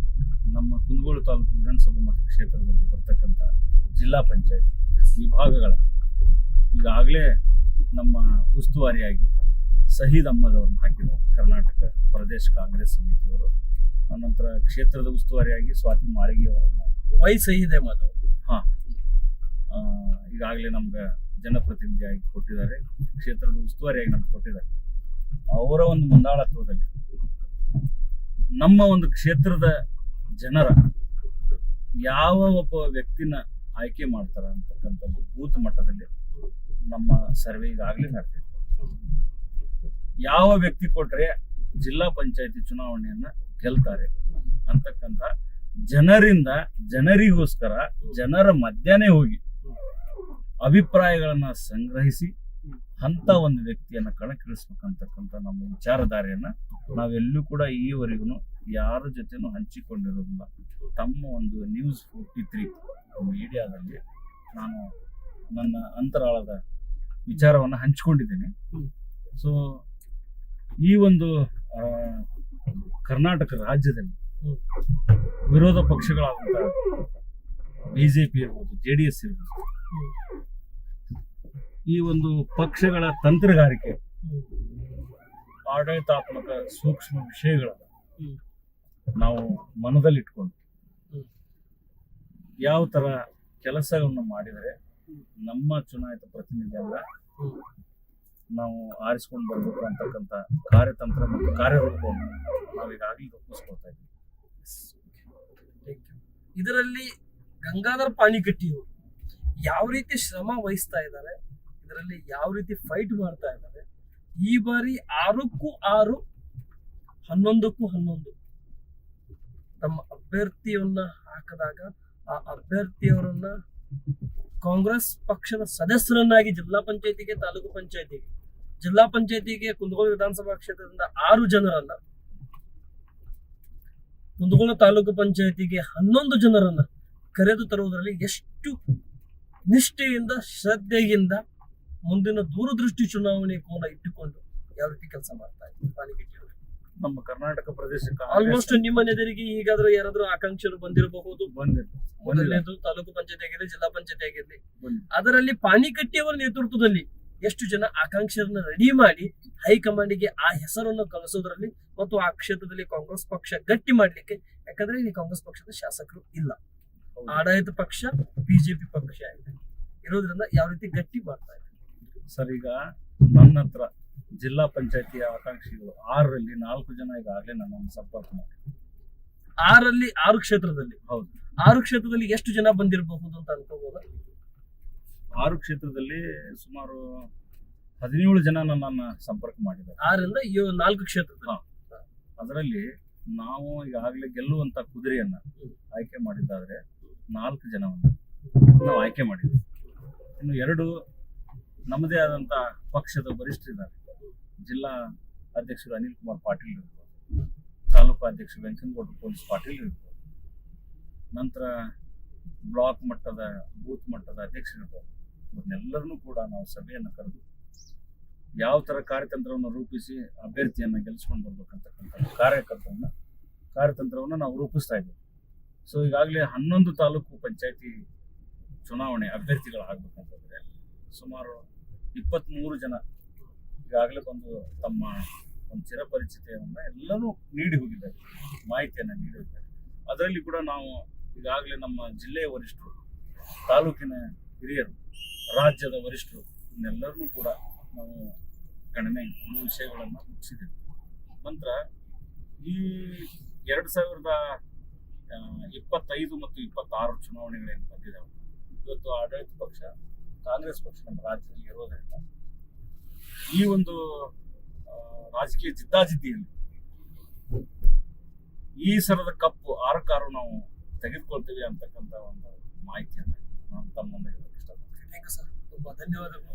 ಸುಮಾರು ಹೊತ್ತಿನಲ್ಲಿ ನಡೀತಾ ಇರುವಂತಹ ಕಾರ್ಯಾತ್ರಾ ಸಂದರ್ಶನದ ವಿಷಯದಲ್ಲಿ ಮತ್ತು ನೀವು ಕೂಡ ಅನೇಕ ಫೋನ್ಗಳನ್ನು ಕೂಡ ಬರ್ತಾ ಇದೆ ಮತ್ತು ನೀವು ಕೂಡ ಕ್ಷೇತ್ರ ಜನತೆಯ ಕೆಲಸ ಕಾರ್ಯದಿಂದ ಮತ್ತು ತಾಲೂಕು ಕಚೇರಿಗಾಗಿರ್ಲಿ ಮತ್ತು ತಾಲೂಕಿನ ನ್ಯಾಯಾಲಯಕ್ಕಾಗಿರ್ಲಿ ಮತ್ತು ಪೊಲೀಸ್ ಠಾಣೆಗಾಗಿರ್ಲಿ ಭೇಟಿ ಕೊಡೋದ್ರಿಂದ ಅದರ ಮಧ್ಯದಲ್ಲಿ ಕೂಡ ಒಂದು ತಾಸಿನ ಸಮಯವನ್ನು ನಮ್ಮ ಜೊತೆ ಹಂಚಿಕೊಂಡ್ರಿ ಮತ್ತು ನಮ್ಮ ಕಾರ್ಯಯಾತ್ರದಲ್ಲಿ ಕೂಡ ಬಂದ್ರಿ ಮತ್ತು ಕುಂದಗೋಳ ವಿಧಾನಸಭಾ ಕ್ಷೇತ್ರದ ಪ್ರಬಲ ಕಾಂಗ್ರೆಸ್ ಪಕ್ಷದ ಟಿಕೆಟ್ ಸೇವಾ ಆಕಾಂಕ್ಷಿಯಾಗಿ ವಿಧಾನಸಭೆ ಚುನಾವಣೆಯ ಮುಂದಿನ ಪ್ರಬಲ ಆಕಾಂಕ್ಷಿಯಾಗಿ ಮತ್ತು ಮುಂದಿನ ಆಕಾಂಕ್ಷೆ ಅನ್ನೋದಕ್ಕಿಂತ ನಾನು ಜನಸೇವೆ ಮಾಡೋದನ್ನ ನಿಸ್ಸೀಮನಾಗಿದ್ದೇನೆ.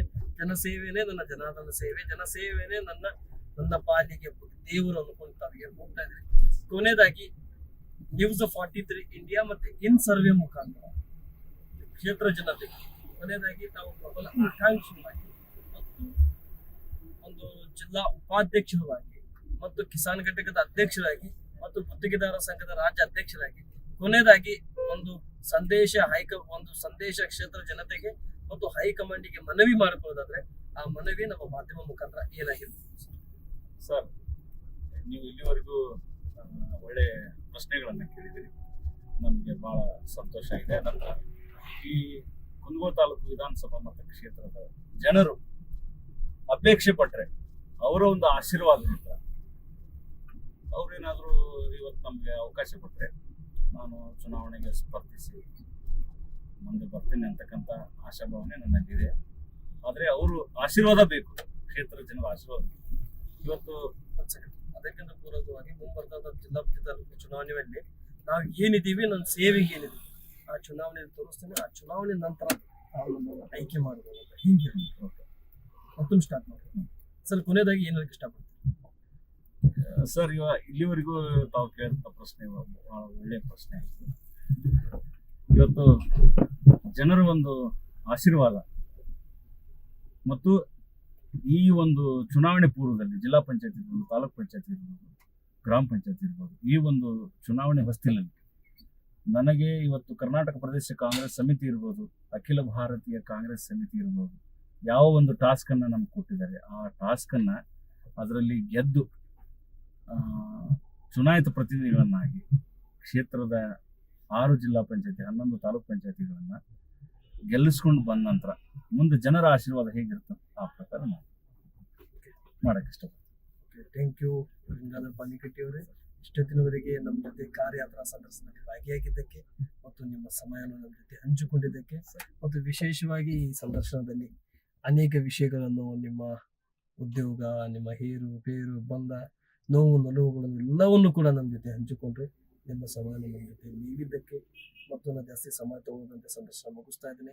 ಮುಂಬರ್ತಾ ಇರುವಂತಹ ಗ್ರಾಮ ಪಂಚಾಯತಿ ಆಗಿರಲಿ, ತಾಲೂಕು ಪಂಚಾಯತಿ, ಜಿಲ್ಲಾ ಪಂಚಾಯತಿ ಚುನಾವಣೆಗಳನ್ನಾಗಿರಲಿ, ವಿಧಾನಸಭೆ ಚುನಾವಣೆಯ ಸಂಘಟನೆಗಳನ್ನಾಗಿರಲಿ ಮತ್ತು ಪಶ್ಚಿಮ ಕ್ಷೇತ್ರದ ಪದವೀಧರ ಚುನಾವಣೆಗಳನ್ನಾಗಿರಲಿ ಮತ್ತು ವಿಧಾನ ಪರಿಷತ್ತಿನ ಮುಂಬರ್ತಂಥ ಚುನಾವಣೆ, ಲೋಕಸಭೆ ಚುನಾವಣೆಗಳನ್ನಾಗಿರಲಿ, ವಿಧಾನಸಭೆ ಚುನಾವಣೆಗಳನ್ನಾಗಿರಲಿ ಮತ್ತು ಅದರೆಲ್ಲ ಪೂರ್ವಕವಾಗಿ ತಾವೊಂದು ನಿಸ್ವಾರ್ಥ ಸೇವೆಯನ್ನು ತಾವೇನು ಮಾಡ್ತಾ ಇದ್ರಿ, ಯಾವುದೇ ರೀತಿಯಾಗಿ ಬಯಸದಂತೆ ಆ ಸೇವೆಯನ್ನು ಮಾಡ್ತಾ ಇರೋದಕ್ಕೆ ಮತ್ತು ನಮ್ಮ ನ್ಯೂಸ್ 43 ಇಂಡಿಯಾ ಮತ್ತು ಇನ್ ಸರ್ವೆ ಮುಖಾಂತರ ನಡೀತಾ ಇರುವಂತಹ ಗ್ರೌಂಡ್ ವರ್ಕ್ನಲ್ಲಿ ಕೂಡ ನಿಮ್ಮ ಹೆಸರು ಕಂಡು ಬಂದಿದ್ದಕ್ಕೆ ನಾವು ನಿಮ್ಮನ್ನು ಭೇಟಿ ಮಾಡಿದ್ವಿ. ಈ ಸೇವೆ ಇದೇ ರೀತಿ ಮುಂದೆ ಕೂಡ ಹೊರಲಿ ಮತ್ತು ಇದೇ ರೀತಿ ನೀವು ನಿಸ್ವಾರ್ಥ ಸೇವೆಗೆ ಪಾತ್ರವಾಗಲಿ ಮತ್ತು ಹೈಕಮಾಂಡ್ ಜೊತೆ ಟಚ್ ಅಲ್ಲಿ ಇರಲಿ ಅಂತ ಹೇಳೋದು ಸಂದೇಶ ಮುಗಿಸ್ತಾರೆ. ನಮಸ್ತೆ, ಜೈನ್ ಸರ್. ಭಗವಂತ ನಿಮಗೆ ಯಶಸ್ಸನ್ನು ಕೊಡಲಿ sir. Thank you sir. Thanks. ನಮಸ್ತೆ.